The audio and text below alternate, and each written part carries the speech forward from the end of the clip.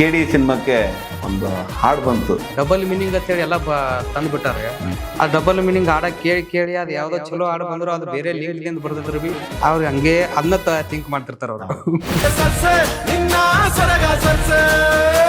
ಮುದ್ದು ಬಂಗಾರಿ ನನ್ನ ಫೋನು ಎತ್ತಮ್ಮ, ನೀವು ಒಂದಿನ ಮಾತಾಡಿದ್ರ ನನ್ನ ಜೀವ ಆದಂಗಮ್ಮ. ಏ ಮುದ್ದು ಬಂಗಾರಿ ನನ್ನ ಫೋನು ಎತ್ತಮ್ಮ.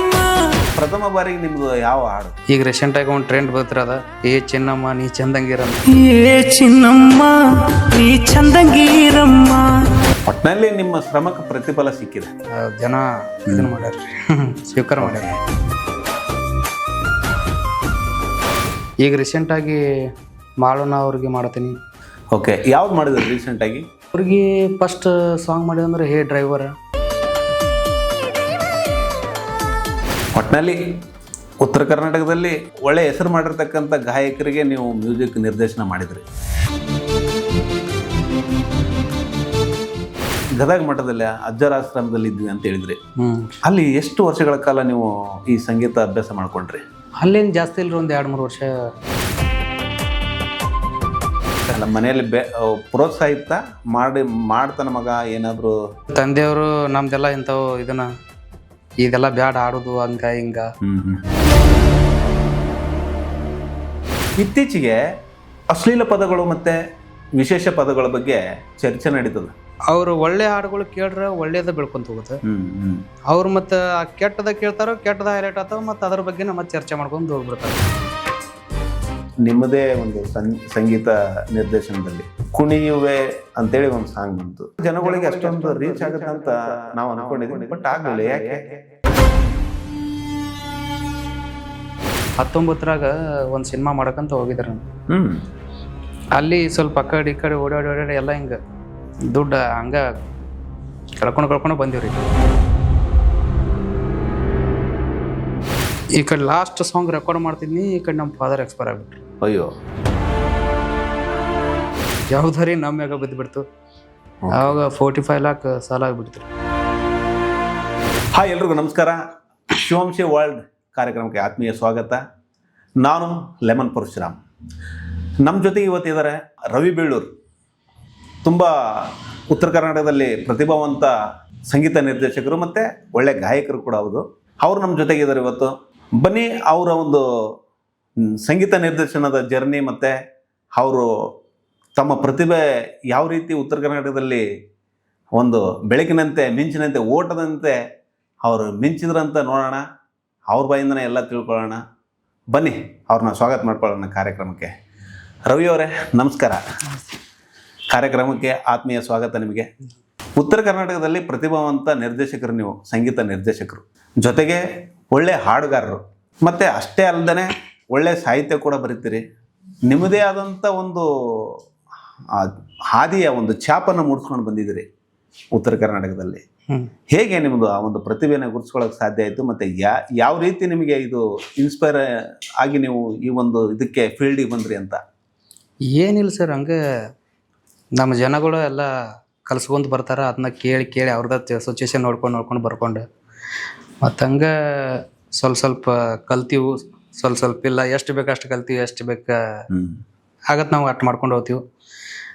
ಏನೋ ನಾವು ಏನಂತ ಗೊತ್ತಿಲ್ಲ, ಬಟ್ ಆದರೂ ಜನ ಒಂದು ಇದರ ರೀತಿಯ ತೊಗೊಂಡಾರ ನಮ್ಗೆ. ಏನಪ್ಪ ಅಂದ್ರೆ ಸಿಚುವೇಶನ್ ಹೆಂಗಿರುತ್ತೆ ಹಂಗೆ ಬರ್ಕೊಂಡು ಬರ್ತೀವಿ ರೀ. ಯಾವ್ದು ಹೈಲೈಟ್ ಆಗುತ್ತೆ ಯಾವ್ದು ಬಿಡ್ತು ಗೊತ್ತಿಲ್ಲ. ಕೆಲವೊಂದು ತೊಗೊಂಡಾರು, ಕೆಲವೊಂದು ಫ್ಲಾಪ್ ಹೋದವು. ಹಂಗೆ ಮಾಡ್ಸೋಂತ ಬಂದಿವಿ. ಪ್ರಥಮ ಬಾರಿಗೆ ನಿಮ್ದು ಯಾವ ಹಾಡು? ನಂದೇ ರೀ, ನಂದು ಸ್ವಂತ ಹಾಡು ಯಾವ್ದು? ಪ್ರಥಮ ಬಾರಿಗೆ ಯಾವ್ದು ಮಾಡ್ಕೊಂಡ್ರಿ? ನಂದು ಸ್ವಂತ ಇಟ್ಟಂದ್ರೆ ಫಸ್ಟ್ ಡಬ್ಬಿಂಗ್ ಮ್ಯಾಗ ಆಡಿದ್ರಿ ನಾನು. Dubbing song Bijapur bus stand ಅಂತೇಳಿ ಒಂದು ಸಾಂಗ್ ಆಡಿದ್ರಿ. ಆಮೇಲೆ ಅದಾದ್ಮ್ಯಾಗ ಮುದ್ದು ಬಂಗಾರ ಅಂತೇಳಿ ಒಂದು ಸಾಂಗ್ ಇಟ್ಟ. ಈಗ ರೀಸೆಂಟ್ ಆಗಿ ಒಂದು ಟ್ರೆಂಡ್ ಬರ್ತಿರದ ಏ ಚಿನ್ನಮ್ಮ ನೀ ಚಂದಂಗಿರಂತ. ಓಕೆ. ಹಿಂಗ ಅದಾರ ಒಂದು ಕೆಲವೊಂದು. ಭಾಳ ವಿಶೇಷವಾದ ಒಂದು ಪ್ರತಿಭೆ ನಿಮ್ಮದು.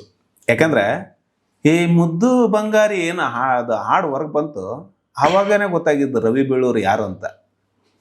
ಇದ್ರ ಒಂದು ಸ್ವಲ್ಪ ಅದ್ರ ಜೊತೆಗೆ ಈ ಬಾಳು ಬೆಳಗುಂದಿ ಅವರಿಗೆ ನೀವು ಮ್ಯೂಸಿಕ್ ಮಾಡಿಕೊಟ್ರಿ. ಅವರು ಒಂದಿಷ್ಟು ಹಾಡುಗಳಿಗೆ ಯಾವುದೋ ಲಂಗಾದವಣೆಗೆ ಮಸ್ತ ಕಾಣ್ತಿ ಲಾವಣ್ಯ, ಆಮೇಲೆ ಹುಟ್ಟಿದ ಊರಿಗೆ ವಾದರ ನೆನ ಕಟ್ಟಿ ಬಡಿತಾರ, ಈ ಸಾಂಗ್ಗಳು ಸಂಪೂರ್ಣ ನಿಮ್ಮ ಒಂದು ಸಂಗೀತ ನಿರ್ದೇಶನ ಇದೆ ಇದಕ್ಕೆ. ಹೌದು. ತುಂಬ ಪಾಪ್ಯುಲರ್ ಆಗಿರ್ತಕ್ಕಂಥ ಸಾಂಗ್ಗಳು ಇವು. ಅದು ಯಾವ ರೀತಿ ನಿಮ್ಮ ಮೈಂಡಿಗೆ ಬಂತು ಇದು ಹೊಸತನ ಕೊಡ್ಬೇಕು ಈ ಉತ್ತರ ಕರ್ನಾಟಕದಲ್ಲಿ ಅಂತೇಳಿ? ಏನಿಲ್ರಿ, ಅದು ಎಲ್ಲರೂ ಸೇರಿದಾಗತೈತಿ.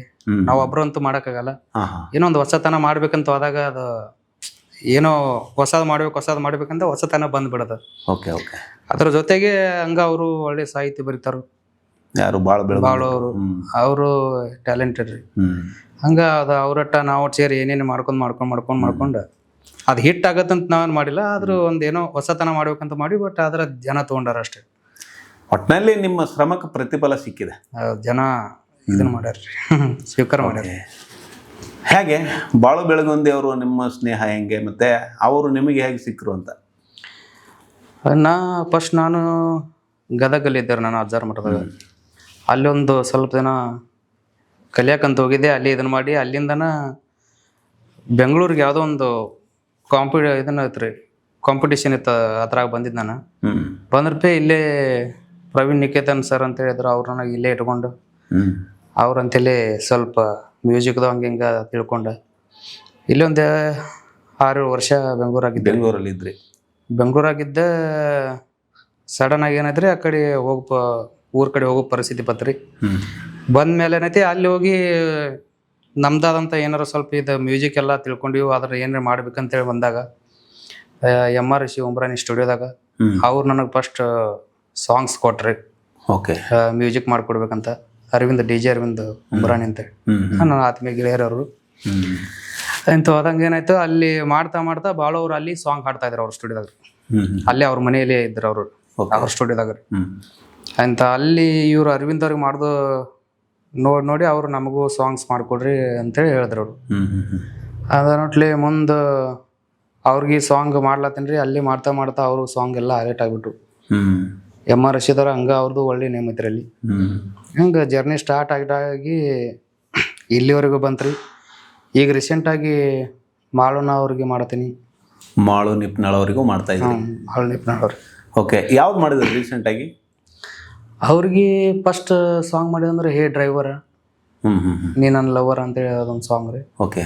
ಅದಾದ್ಮೇಲೆ ಮೊನ್ನೆ ಕುನಿ ಇವತ್ತೆ ಒಂದು ಬಿಟ್ಟಿವಿ. ಅದು 2 ಸಾಂಗ್ ಮಾಡಿದ್ರಿ ಅವ್ರು. ಓಕೆ. ಒಟ್ಟಿನಲ್ಲಿ ಉತ್ತರ ಕರ್ನಾಟಕದಲ್ಲಿ ಒಳ್ಳೆ ಹೆಸರು ಮಾಡಿರ್ತಕ್ಕಂಥ ಗಾಯಕರಿಗೆ ನೀವು ಮ್ಯೂಸಿಕ್ ನಿರ್ದೇಶನ ಮಾಡಿದ್ರಿ. ನಡೀತಾರೆ ಅಜ್ಜರ ಆಶೀರ್ವಾದ. ಗದಗ ಮಠದಲ್ಲಿ ಅಜ್ಜರ ಆಶ್ರಮದಲ್ಲಿ ಇದ್ವಿ ಅಂತ ಹೇಳಿದ್ರಿ. ಅಲ್ಲಿ ಎಷ್ಟು ವರ್ಷಗಳ ಕಾಲ ನೀವು ಈ ಸಂಗೀತ ಅಭ್ಯಾಸ ಮಾಡ್ಕೊಂಡ್ರಿ? ಅಲ್ಲೇನು ಜಾಸ್ತಿ ಇಲ್ರಿ, ಒಂದು 2-3 ವರ್ಷ ಅಷ್ಟೇ. Okay okay. ಹೋಗೋದು ಬರೋದು ಮಾಡ್ತಿದ್ದೆ. ಸಂಗೀತ ಜ್ಞಾನ ಪಡ್ಕೊಂಡ್ರಿ ಅಲ್ಲಿ ಹೋದ್ಮೇಲೆ? ಒಂದು ಸ್ವಲ್ಪ ಆಗಿದ್ರಿ. ಓಕೆ. ಈಗ ನೀವು ಸಂಗೀತ ನಿರ್ದೇಶನ ಮಾಡೋದಕ್ಕಿಂತ ಮುಂಚೆ ನಿಮ್ಮ ಮನೆ ಪರಿಸ್ಥಿತಿ ಮತ್ತು ನಿಮಗೆ ಸಪೋರ್ಟ್, ಮನೆಯವರಿಂದ ಸಪೋರ್ಟ್ ಹೆಂಗಿತ್ತು? ಸಪೋರ್ಟ್ ಅಂದರೆ ಏನು ಹಂಗೆ ಐತ್ರಿ, ಸ್ವಲ್ಪ ಸಪೋರ್ಟ್ ಆದರೂ ಕಡಿಮೆನೇ ಐತೆ ನಮಗೂ. ಜರ್ನಿನ ಬೇರೆ ಥರ. ಅಲ್ಲ, ಮನೆಯಲ್ಲಿ ಪ್ರೋತ್ಸಾಹಿತ ಮಾಡ್ತಾನ ಮಗ ಏನಾದರೂ? ಇರಲಿಲ್ಲ. ಅಂದರೆ ನಾನು ಯಾವ್ದಾರ ಒಂದು ರೂಟ್ ಹಿಡಿದ್ರೆ ಬಿಡ್ತಿರ್ಲಿಲ್ಲ, ಮನ್ಯಾಗ ಗೊತ್ತಿತ್ತು. ಓಕೆ. ಆದ್ರೆ ನಮ್ಮವ್ರ ಸಪೋರ್ಟ್, ತಾಯಿ ಸಪೋರ್ಟ್ ಇತ್ತು ರೀ. ಆಮೇಲೆ ತಂದೆಯವರು ನಮ್ದೆಲ್ಲ ಇಂಥವು ಇದೆಲ್ಲ ಬ್ಯಾಡ್ ಆಡೋದು ಹಂಗ ಹಿಂಗ ಇಂಥ ಅವ್ರದ್ದು ಒಂದು ಇದನ್ನೈತ್ರಿ. ಆದರೂ ನನಗೆ ಹೆಂಗಿತ್ತು, ನಂದು ಸಿನಿಮಾ ಲೆವೆಲ್ ಏನ್ರಿ ಮಾಡಬೇಕು ಸಾಂಗ್ಸ್ಗಳು ದೊಡ್ಡದಾಗಿ ಇಂಥ ನಮ್ದು ರೆಕಾರ್ಡಿಂಗ್. ಅವ್ರು ಏನು ಅನ್ಕೊಂಡ್ಬಿಟ್ಟಾರ ಅಂದರೆ ಇವೆಲ್ಲ ಹಾಡ್ತಿರ್ತಾರೆ ಲೋಕಲ್ ಹಂಗ ಹಿಂಗ ಅನ್ಕೊಂಡ್ಬಿಟ್ರಿ ಅವರು, ಸಂಗೀತ ಅಂದ್ರೆ ಹಂಗತ್ತೇಳಿ. ಬಟ್ ಅವ್ರು ತಿಳ್ಕೊಂಡಿದ್ರು ಲೋಕಲ್ ಇವ್ರ ಥರ ಯಾಕೆ ಆಡ್ಬೇಕು, ಸುಮ್ಮನೆ ಬೇಡ ಅಂತ ಅಂತಿದ್ರು. ಬಟ್ ನಿಮ್ಮದೇ ಆದಂಥ ಒಂದು ಹೊಸ ಛಾಪ್ ಮೂಡಿಸಿದ್ರು ಉತ್ತರ ಕರ್ನಾಟಕದಲ್ಲಿ. ನಂದು ಹಿಂಗೇನಾರು ಮಾಡ್ಬೇಕಂತ ಅದೇ ಹೊಸ ಸಂಗೀತ ಅಂದ್ರೇನು, ಎಲ್ಲರೂ ಡಬ್ಬಿಂಗ್ ಹಾಡುಗಳನ್ನ ಮಾಡ್ತಿದ್ರು. ನಿಮ್ಮಿಂದ ಹೊಸ ಒಂದು ಟ್ಯೂನ್ ಹಾಕೋದಾಗಿರ್ಬೋದು, ಹೊಸ ಮ್ಯೂಸಿಕ್, ಫ್ರೆಶ್ ಮ್ಯೂಸಿಕ್ ಇಂದ ನಿಮ್ಮಿಂದನೇ ಶುರುವಾಯ್ತು ಅಂತ ನನಗನ್ಸುತ್ತೆ. ಏನು ಗೊತ್ತಿಲ್ಲ ರೀ, ಮೊದಲು ಯಾರು ಮಾಡಿರ್ಬೋದು ಇಲ್ಲಂತ ಗೊತ್ತಿಲ್ಲ ರೀ. ಆದರೂ ಅದಾರ ಅವಿ ಟ್ಯಾಲೆಂಟ್ ಅದಾರ ಉತ್ತರ ಕರ್ನಾಟಕದಾಗ ಇನ್ನೂ ರೀ. ಹೌದೌದು. ನಾವು ಅಷ್ಟಂತೇನು ಹೇಳೋದಿಲ್ಲ. ಗುರುರಾಜ್ ಹೊಸಕೋಟೆ ಅವರು ಎಷ್ಟೋ ಹಂಗೆ ಮಾಡ್ತಾರೆ. ಅವ್ರು ಹಳಬರು, ಅವ್ರದ್ದು ಒಂಥರ ಹೆಮ್ಮರ ಅದು. ಹೌದು. ಜಾನಪದ ದಿಗ್ಗಜರ ಅಂತೇಳಿ ಅವ್ರಿಗೆ ದೊಡ್ಡ ಬಿರುದನೇ ಇದೆ. ಅವ್ರು ಒಂದು ನೆರಳಿನಲ್ಲಿ ನೀವು ಒಂದು ನಿಮ್ಮ ಪ್ರತಿಭೆನ ಗುರುತಿಸ್ಕೊಳ್ಳೋ ಒಂದು ಪ್ರಯತ್ನ ಮಾಡ್ತಾ ಇದ್ರಲ್ಲ, ನಮ್ಮ ಉತ್ತರ ಕರ್ನಾಟಕಕ್ಕೆ ಒಂದು ದೊಡ್ಡ ಹೆಮ್ಮೆ. ನೀವು ಮಾಡ್ತಕ್ಕಂಥ ಒಂದು ವಿಶೇಷವಾದ ಸಾಧನೆ ಕೂಡ ಹೌದು. ರವಿ ಸರ್, ಇನ್ನೊಂದು, ಈಗ ಇತ್ತೀಚೆಗೆ ಒಂದು ಟ್ರೆಂಡ್ ಸೃಷ್ಟಿಯಾಗ್ಬಿಟ್ಟೋದು. ಇತ್ತೀಚೆಗೆ ಒಂದು ಅಶ್ಲೀಲ ಪದಗಳು ಮತ್ತು ವಿಶೇಷ ಪದಗಳ ಬಗ್ಗೆ ಚರ್ಚೆ ನಡೀತದೆ. ಮತ್ತು ಕೆಲವೊಂದಿಷ್ಟು ಉತ್ತರ ಕರ್ನಾಟಕದ ಹಾಡುಗಾರರಿಗೆ ಮತ್ತು ಬರಹಗಾರರಿಗೆ ಒಂದು ಅಪಸ್ವರ ಬರುತ್ತೆ. ಏನು ಸರಿಯಾಗಿ ಬರೆಯಲ್ಲ, ಈ ಥರ ಅಶ್ಲೀಲವಾಗಿ ಬರೀತಾರೆ, ಈ ಥರ. ಮತ್ತು ಚೆನ್ನಾಗಿ ಬರೆಯೋದ್ರ ಬಗ್ಗೆನೂ ಅಡ್ವೈಸ್ ಮಾಡ್ತಾರೆ. ಮೊನ್ನೆ ಉತ್ತರ ಕರ್ನಾಟಕದ ಕಲಾವಿದರೆಲ್ಲರೂ ಸೇರಿ ಒಂದು ಪ್ರೆಸ್ ಮೀಟ್ ಕೂಡ ಮಾಡಿದರು. ಇದ್ರ ಬಗ್ಗೆ ವಿರೋಧನೇ ಇತ್ತು, ಪರನೇ ಇತ್ತು, ಎರಡೂ ಥರ ನಾವು ನೋಡಿದ್ವಿ ಆ ಸಂದರ್ಭದಲ್ಲಿ. ಅದ್ರ ಬಗ್ಗೆ ನೀವೇನು ಹೇಳ್ತೀರಿ? ಏನಿಲ್ಲ ರೀ, ಅದು ಏನು ಹೇಳ್ಬೇಕು, ಅವ್ರ ಜನನ ಅಂತ ಸಾಂಗ್ಸ್ಗಳು ತಗೊಲಿಲ್ಲ ಅಂದರೆ ಮತ್ತು ಅದೆಲ್ಲ ಕರೆಕ್ಟ್ ಆಗಿಬಿಡುತ್ತೆ. ಒಳ್ಳೆ ಸಾಂಗ್ಸ್ಗಳು ಕೇಳಲ್ಲಲ್ರಿ ಅವರು. ಒಳ್ಳೆಯ ಸಾಂಗ್ ಮಾಡ್ತಿರ್ತಾರ, ಆ ಥರ ಇಂಥವು ಬರ್ತಿರ್ತಾವೆ. ಅದು ಒಳ್ಳೆ ಸಾಂಗ್ ಕಡೆ ಲಕ್ಷ ಅಂದ್ರೆ ಅದ್ರ ಕಡೆ ನೋಡಲ್ಲ ಅವರು. ನೀವು ಹೇಳೋದೇನಂತಂದ್ರೆ, ಒಳ್ಳೆ ಸಾಂಗ್ ಅನ್ನ ಕೇಳೋದಕ್ಕಿಂತ ಅತಿ ಹೆಚ್ಚು ಕೆಟ್ಟ ಸಾಂಗ್ಗಳನ್ನೇ ಕೇಳೋದಕ್ಕೆ ಬಯಸ್ತಾರೆ ಜನ. ಅವರೇ ಕೇಳ್ತಿರ್ತಾರ್ರಿ, ಅವರೇ ಕೇಳುದು ಮತ್ತೆ ಅವರೇ ಅದನ್ನ ಹೈಲೈಟ್ ಇಂಥವ್ ಬದಲ್ ಅಂತವ್ ಮಾಡ್ಯಾರ ಅಂತೇಳಿ ಅವ್ರು ಹೇಳ್ತಿರ್ತಾರೆ. ಅಂದ್ರೆ ಅಟ್ರಾಕ್ಟ್ ಆಗದೆ ಕೆಲವೊಂದು ಅದು ಕೆಟ್ಟದಂತಂದ್ರೆ ಕೆಲವೊಂದು ಡಬಲ್ ಮೀನಿಂಗ್ ಪದಗಳು ಬಳಸಿದಾಗ, ಮತ್ತೆ ಹುಡುಗಿರ್ನ ಏನೋ ಇದ್ರ ತರ ಬಳಸ್ಕೊಂಡಾಗ ಈ ಥರದ ಸಾಂಗ್ಗಳು ಹೈಲೈಟ್ ಮಾಡ್ಕೊಳ್ಳೋದಕ್ಕೆ ಒಂದು ಪ್ರಯತ್ನ ನಡೀತದೆ. ಬಟ್ ಏನಂತಂದ್ರೆ ನೀವು ಹೇಳೋ ವಿಚಾರದಲ್ಲಿ ಜನಗಳು ತಗೊಳ್ಳೋದ್ರ ಮೇಲೆ ಹೋಗುತ್ತೆ ಅಂತ ಹೇಳ್ತಾರೆ. ಹೌದು. ಜನ ಹೆಂಗೈತ್ರಿ, ಈಗ ಅವ್ರು ಒಳ್ಳೆ ಹಾಡುಗಳು ಕೇಳ್ರೆ ಒಳ್ಳೇದ ಬೆಳ್ಕೊಂತ ಹೋಗುತ್ತೆ. ಅವ್ರು ಮತ್ತೆ ಕೆಟ್ಟದ ಕೇಳ್ತಾರೋ, ಕೆಟ್ಟದ ಹೈಲೈಟ್ ಆಗ್ತಾವ, ಮತ್ತೆ ಅದ್ರ ಬಗ್ಗೆ ಮತ್ತೆ ಚರ್ಚೆ ಮಾಡ್ಕೊಂಡು ಹೋಗ್ಬಿಡ್ತಾರ. ಬಟ್ ಇಲ್ಲಿ ಅವ್ರು ಏನ್ ಮಾಡ್ಬೇಕು, ಒಳ್ಳೆ ಹಾಡುಗಳು ಕೇಳೋದೇ ಇಲ್ಲ ಅವ್ರು. ಕೆಟ್ಟದ ಎಲ್ಲಿ ನಡೀತೈತ್ರಲ್ಲ ಅದ್ರ ಮೇಲೆ ಜಾಸ್ತಿ ಇರುತ್ತೆ ಗಮನ. ಅದನ್ನ ಈ ಕಡೆ ಚಲೋ ಅಂತ ಎಷ್ಟೋ ಕಲಾವಿದರು ಮಾಡ್ತಿರ್ತಾರೆ, ಅವ್ ಸಾಂಗ್ ಯೂಸೇ ಬರ್ತಿರಲ್ಲ, ಏನೇ ಇಲ್ಲ. ಈ ಕಡೆ ಯಾವ್ದೋ ಒಂದು ಕೆಟ್ಟದ್ದು ಬಂದೈತಿ ಅಂದ್ರೆ ಅದ್ರ ಮೇಲೆ ಸಡನ್ ಆಗಿ ಅದ್ರ ಮೇಲೆ ಫೋಕಸ್. ಹೌದು, ಈ ಒಳ್ಳೆಯವ್ರದ್ದು ನೋಡೋದಿಲ್ಲ, ಮತ್ತೆ ಅವ್ರೇನ್ ಮಾಡ್ಬೇಕ್ರಿ? ಅಲ್ಲ, ಈಗ ಕಲಾವಿದರಿಗೆ ಒಂದು ಪ್ರಯತ್ನ ಮಾಡ್ತಿರ್ತಾರೆ. ಅವ್ರು ಮಾಡುವಾಗ ಹಿಂಗೆ ಬರ್ಬೇಕು ಅಂತ ಒಂದು ಮೆಥಡಲ್ಲೇ ಇರ್ತಾರೆ ಅವರು. ಈಗ ನೀವು ಕೂಡ ಬರಹಗಾರರು, ಒಳ್ಳೊಳ್ಳೆ ಸಾಹಿತ್ಯಗಳು ಬರೀತೀರಿ. ನೀವು ಕೂಡ ನಿಮ್ಗೆ ಅನಿಸ್ತಿರ್ತದೆ ಈ ಥರ ಪದಗಳು ಕೊಟ್ಟರೆ ಜನಗಳು ತೊಗೊತಾರೆ, ಈ ಥರ ಪದಗಳು ಅಂದರೆ ಆ ಒಂದು ಪ್ರಯತ್ನದಲ್ಲಿ ಏನೇನು ಎಡವಟ್ಟಾಗ್ತವೆ, ಏನೇನು ಒಂದು ಸದೃಢ ಆಗ್ತದೆ ಪದ ಬಳಕೆ ಮಾಡುವಾಗ? ಏನಿಲ್ರಿ, ನಾವಂತೂ ಅಸಲಿಲಿ ಒಳಗೆ ನಮ್ಗೆ ಅದು ಬರೆಯೋಕ್ಕೂ ಬರೋದಿಲ್ಲ. ನಮ್ದ ಒಂದು ಸ್ಟೈಲಲ್ಲಿ ನಾವು ಬರ್ಕೊಂಡು ಬಂದ್ಬಿಟ್ಟಿದ್ದು. ಅದು ಬರೆಯವ್ರು ಬರೀತಿರ್ತಾರೆ, ಬಟ್ ಇನ್ನು ಅದು ಅವ್ರಿಗೆ ಬಿಟ್ಟಿದವ್ರು ಏನು ಮಾಡಕ್ ಬರಲ್ಲ. ಯಾಕಂದ್ರೆ ಜನ ಅವರು ಯಾರನ್ನ ತಗೋತಾರ ಅನ್ನೋದು ಹೇಳಕ್ಕಾಗಲ್ಲ. ಹೌದು. ಈಗ ನಾವು ಮಾಡ್ತಿರ್ತೀವಿ, ನಮ್ಮ ಪ್ರಯತ್ನಗಳು ನಾವು ಮಾಡ್ತಿರ್ತೀವಿ, ಅವ್ರು ಮಾಡ್ತಿರ್ತಾರ. ಅವ್ರು ಕೆಟ್ಟ ತಗೋತಾರೋ ಚಲೋ ತಗೋತಾರೋ ಅದನ್ನ ಯಾರಿಗೆ ಹೇಳಕ್ಕಾಗತ್ರಿ? ಅದು ಯಾರು ತಗೋತಾರ ಅದೊಂದು ಟ್ರೆಂಡ್ ಅಷ್ಟೇ. ನನಗೆ ಗೊತ್ತಿದ್ದಂಗೆ ರವಿ ಬೇಳೂರವರು ಇದುವರೆಗೂ ಪದ ಬಳಕೆ ಕರೆಕ್ಟಾಗೆ ಮಾಡ್ಕೊಂಡು ಬಂದಿದ್ರು. ನಾವು ನಿಮ್ಮ ಸಾಂಗ್ಗಳನ್ನ ಕೇಳಿದ್ದೀವಿ ಕೂಡ. ಇಲ್ಲಿ ತನೂ ನಿಮ್ಮ ಸಾಂಗ್ಗಳು ಜಾನಪದ ಸಾಂಗು ಅಂತ ಅನ್ಸೋದೇ ಇಲ್ಲ. ಒಂದು ವಿಶೇಷವಾಗಿರ್ತಕ್ಕಂಥ ನಿಮ್ಮದೇ ಆದಂಥ ಒಂದು ತೇರಿನ ಯೂಸ್ ಮಾಡ್ತೀರಿ ಈ ಸಾಂಗ್ಗಳಲ್ಲಿ. ಪದ ಬಳಕೆನೂ ಕರೆಕ್ಟಾಗಿರ್ತದೆ. ಕೆಲವೊಬ್ಬರು ಅದು ಇದು ತೋರಿಸಿದಾಗ ಜಾನಪದ ಉತ್ತರ ಕರ್ನಾಟಕದಲ್ಲಿ ಕೇಳೋರಿಗೆ ಅಪಸ್ವರವಾಗಿರ್ತಿತ್ತು. ಒಂದು ಟೈಮ್ ಇತ್ತದು. ಅದು ನಿಮ್ಮ ಒಂದು ಇದರಲ್ಲಿ ಬಾಳು ಬೆಳಗುಂದಿ ಅವರು ನೀವು ಒಂದು ಸಂಗಮ ಮಾಡಿಕೊಂಡು ಏನು ಒಳ್ಳೊಳ್ಳೆ ಒಂದು ಹಾಡುಗಳು ಕೊಟ್ಟಿರಲ್ಲ, ಅಲ್ಲಿಂದ ಒಂದು ಸ್ವಲ್ಪ ಏನೋ ನಿಮಗಿಂತ ಬಿಫೋರ್ನು ಕೊಟ್ಟಿದ್ದಾರೆ. ಬಟ್ ಕೆಲವೊಂದು ಮಧ್ಯದೊಳಗೆ ಬೇರೆ ಬೇರೆ ಥರ ಇತ್ತು ಅದು. ಜಾನಪದ ಅಂದ್ರೆ ಅಸಲಿ ಒಂಥರ ಡಬಲ್ ಮೀನಿಂಗ್ ಬರೆಯೋದೇ ಒಂದು ಜಾನಪದ ಅಂತ ತಿಳ್ಕೊಂಡ್ಬಿಟ್ಟಿದ್ರು. ಹೌದು. ಅದನ್ನ ಒಂದು ಆ ಟ್ರ್ಯಾಕನ್ನೇ ಚೇಂಜ್ ಮಾಡಿರೋರು ನೀವು ಅಂತ ಅನ್ಸುತ್ತೆ ನನಗೆ. ಅದ ಏನ್ ನಾವು ಅಂತ ಏನ್ ಹೇಳಕ್ಕಾಗಲ್ರಿ. ಯಾಕಂದ್ರೆ ಮಾಡಿರ್ತಾರ, ಒಬ್ಬೊಬ್ರು ಬೆಳಿಗ್ಗೆ ಬಂದಿರಲ್ರಿ. ನಮ್ಕಿಂತ ನಾವು ಈಗ ಬಂದು ಚೇಂಜ್ ಮಾಡಿವಿ ಅಂತಂದ್ರೆ ಅದು ತಪ್ಪಾಗುತ್ತೆ. ಯಾಕಂದ್ರೆ ಮೊದಲ ಮಾಡಿರ್ತಾರ ಎಲ್ಲರೂ, ಬಟ್ ಅವರು ಇಂಥದೇ ಜನಪದಗಳು ನಡೀತಾವೋ ಅಂತೇಳಿ ಅವರು ಬಿಟ್ಟಿರ್ತಾರೋ. ಎಷ್ಟೋ ಬರ್ದಿರ್ತಾರ, ಫ್ಲಾಪ್ ಆಗಿರ್ತಾವ, ಸುಮ್ ಸಾಕಪ್ಪ ಅಂತ ಬಿಟ್ಟಿರ್ತಾರ. ನಾವು ಎಲ್ಲ ಹಂಗ ಅದನ್ನ ನೋಡ್ಕೊಂಡ ಬಂದಿವ್ರಿ. ಆದ್ರೂ ನಾವು ಏನಾರ ಮಾಡ್ಬೇಕಂದ್ರೆ ಸ್ವಲ್ಪ ಈಗೀಗ ಒಂದೊಂದು ಸಾಂಗ್ ಎಲ್ಲೆಲ್ಲೇ ಕಾಣ್ತಾವ ಸ್ವಲ್ಪ ರೀ. ಅಲ್ಲ, ರೀಸೆಂಟಾಗಿ ಉತ್ತರ ಕರ್ನಾಟಕ ಅಷ್ಟೇ ತಟ್ಟಲಿಲ್ಲ ಇದು ಶಾಖ, ಇದು ಸಿನಿಮಾ ಲ್ಯಾಂಡ್ಗೂ ತಟ್ಬಿಡ್ತು. ಈಗ ಪ್ರೇಮ್ ಸರ್ದು KD ಸಿನಿಮಾಕ್ಕೆ ಒಂದು ಹಾಡು ಬಂತು, ಸರಸೆ ಸೆರಗು ಸರಸೆ ಅನ್ನೋ ಒಂದು ಸಾಂಗನ್ನು ಸಿಕ್ಕಾಪಟ್ಟೆ ಜನಗಳು ಟ್ರೋಲ್ ಮಾಡಿದ್ರು. ಅದ್ರ ಬಗ್ಗೆ ಅಪಸ್ವರ ಸಿಕ್ಕಾಪಟ್ಟೆ ಕೇಳಿ ಬಂತು. ಅವರು ಅದಕ್ಕೇನು ಸಮರ್ಥನೆ ಕೊಟ್ಟರು, ಅದು ಅವ್ರು ಕೊಟ್ಟರು. ಜನಗಳು ಅದರ ವಿರೋಧವಾಗಿ ಭಾಳಷ್ಟು ಗೊಂದಲಗಳೇ ಸೃಷ್ಟಿ ಆಯ್ತು ಅದ್ರ ಬಗ್ಗೆ, ಆ ಸಾಂಗ್ ಬಗ್ಗೆ. ಹೌದು. ಇದು ಉತ್ತರ ಕರ್ನಾಟಕಕ್ಕೂ ತಟ್ಟಿತ್ತು, ಈಗ ಮತ್ತೆ ಸಿನಿಮಾ ಕ್ಷೇತ್ರಕ್ಕೂ ತಟ್ಟಿತ್ತು. ಇದ್ರ ಬಗ್ಗೆ ಏನು ಹೇಳ್ತೀರಿ ನೀವು? ಅದರದ್ದು ಏನಂದ್ರೆ ಇವಾಗ ಜನ ಹೆಂಗಂದ್ರೆ ರೀ ಥಿಂಕ್ ಹೆಂಗೆ ಮಾಡ್ತಾರಲ್ಲ ಹಂಗೆ ಹೋಗುತ್ತೆ ಅದು. ಈಗ ನಮ್ಮ ಗಾಡಿ ಸಾಡ್ಲಿಕ್ಕಲ್ಲದ್ರೆ ನಾವು ಏನು ಮಾಡ್ತೀವಿ, ಗಾಡಿ ಹಾರ್ನ್ ಹಂಗೆ ಹಿಂಗಂತ ಬರ್ತೀವಿ. ಹೌದೌದು. ನಾವು ಗಾಡಿ ಹಾರ್ನ್ ಅಂತ ಇಟ್ಕೊಂಡು ಬರ್ದಿರ್ತಾರೆ ನಮ್ಮ ಕಡೆ ಅವರು. ಬಟ್ ಅವ್ರು ಥಿಂಕ್ ಮಾಡೋದೇನ್ರಿ, ಅವ್ರದ್ದು ಬೇರೆ, ಅವ್ರ ತಲೆ ಬೇರೆ ಕಡೆ ಹೋಗುತ್ತೆ. ಅವ್ರು ಥಿಂಕ್ ಮಾಡೋದು ಬೇರೆನೆ. ಬಟ್ ಇವ್ರ ಮೈಂಡ್ ಯಾಕೆ ಅಲ್ಲಿ ಹೋಗ್ಬೇಕು, ಇದನ್ನ ಹಾರ್ನ್ ಅಂತ ತಿಳ್ಕೊಬೇಕಲ್ಲ ಅವರು. ಈಗ ನಾವು ಗಾಡಿ ಹಾರ್ನ್ ಅಂತ ಹಾಕ್ಬಿಟ್ಟಿರ್ತೀವಿ ರೀ, ಇವ್ರು ಗಾಡಿ ಹಾರ್ನ್ ಅಂತ ಹೋಗಲ್ರಿ, ಅವ್ರು ಥಿಂಕ್ ಬೇರೆ ಹೋಗ್ತಾವು. ಬಟ್ ಇವ್ರು ಏನು ಮಾಡ್ಬೇಕಂದ್ರೆ ಅದನ್ನ ತಿಳಿದ್ರೆ ಅದ್ರ ಡಬಲ್ ಮೀನಿಂಗ್, ಇವ್ರು ತಿಳಿದನ್ನ ಹೈಲೈಟ್ ಮಾಡ್ಕೊಂಡ್ಬಿಡ್ತಾರೆ. ಅವರು ಅದು ಅವ್ರು ಬರದ್ದ ಬೇರೆ ಐತ್ರಿ. ಅದು ಪ್ರೇಮ್ ಸರ್ ಬರದ್ರಿ, ಅದು ಸ್ಟೋರಿ ಲೆಕ್ಕಲೆ ಅವ್ರು ಒಂದು ಥಾಟ್ ಇಟ್ಕೊಂಡು ಬರ್ದಿರ್ತಾರ. ಯಾಕಂದ್ರೆ ಅಷ್ಟೊಂದು ಸಾಂಗ್ ಕೊಟ್ಟಾರಂದ್ರೆ ಅವ್ರು ಏನು ಹಂಗೇನು ಬರ್ದಿರಲ್ಲ, ಅಂದ್ರೆ ಏನ್ ಬೇಕು ಅದನ್ನ ಓಕೆ ಆ ಸ್ಟೋರಿ ತಕ್ಕಂಗೆ ಅವ್ರು ಬರೆದು ಬಿಟ್ಟಿರ್ತಾರೆ. ಬಟ್ ಇವ್ರು ಅದನ್ನ ಬೇರೆದ ವಿಚಾರ ಮಾಡ್ಕೊಂಡು ಅದನ್ನ ಅವ್ರು ಬಾಟ್ಲಲ್ಲಿ ಅದು ಏನೇನೋ ಹಿಂಗತ್ತು ಒಳಗೆ ಹೋಗಿ ಹಂಗದು ಮಾಡ್ಯಾರ ಅವರು. ಅಂದ್ರೆ ಪದಗಳನ್ನ ನಾವು ಕೇಳೋರು ಕೂಡ ಅದು ಪದಗಳನ್ನ ಒಂದ್ ಸ್ವಲ್ಪ ವೇರಿಯೇಷನ್ ಮಾಡ್ಕೊಂಡು ಕೇಳ್ಬೇಕಂತ ನೀವು ಹೇಳಾಗತ್ರಿ. ಅಲ್ಲಿ ಏನ್ ನಡತ್ತೆ ಅದನ್ನ ನೋಡ್ಬೇಕಲ್ರಿ. ಬಟ್ ಜನ ಹೆಂಗಂದ್ರೆ ಅದ್ರ ವಿಚಾರಗಳು ಇವ್ರು ಬೇರೆ ತರ ತಪ್ಪು ಗ್ರಹಿಕೆ ಮಾಡ್ಕೋಬಾರದು. ಅದು ಏನ್ ಅರ್ಥದಲ್ಲಿ ಬರ್ದ್ರ ಅಂತ ಈಗ ಎಕ್ಸಾಂಪಲ್ ಹೇಳಿಲ್ರಿ, ಈಗ ಹಾರ್ನ್ ಅಂದ್ರೆ ಬಿ ಅವ್ರ ತಲೆಯಾಗ ಹಾರ್ನ್ ಬೇರೆ ತರ ಹೋಗತ್ರಿ. ಅದನ್ನ ಯಾಕೆ ಥಿಂಕ್ ಮಾಡ್ತೀರಿ ಇವ್ರು? ಓಕೆ, ಗಾಡಿ ಹಾರ್ನ್ ಅಂತ ನಾವು ಬರ್ದ್ರಾಗ ಅದನ್ನ ನೋಡ್ಬೇಕು, ಇವ್ರ ವಿಚಾರಗಳು ಬೇರೆ ಇರ್ತಾವ, ಡಬಲ್ ಮೀನಿಂಗ್ ತರ ಇವ್ರ ತಲೆಯಾಗ ಬಂದ್ಬಿಟ್ಟಿರ್ತಾರೆ. ಹೌದು, ಪ್ರೇಮ್ ಸರ್ ಅವರು ನಿಮ್ಮ ಥರನೇ ಹೇಳಿದ್ರು. ಅವರು ನಾವು ಬರೆದಿದ್ದೇ ಥಾಟ್ ಬೇರೆ, ನೀವು ತಿಳ್ಕೊಂಡಿರೋದೇ ಬೇರೆ ಅಂತ ಹೇಳ್ತಿದ್ರು. ಬಟ್ ಅದು ಎಷ್ಟರ ಮಟ್ಟಿಗೆ ಸರಿ ತಪ್ಪು ಜನಗಳು ಮತ್ತು ಅದು ಎಲ್ಲರಿಗೂ ಒಂದು ಅರ್ಥಪೂರ್ಣವಾಗಿ ತಿಳ್ಕೊಂಡು ಮಾತಾಡಬೇಕು.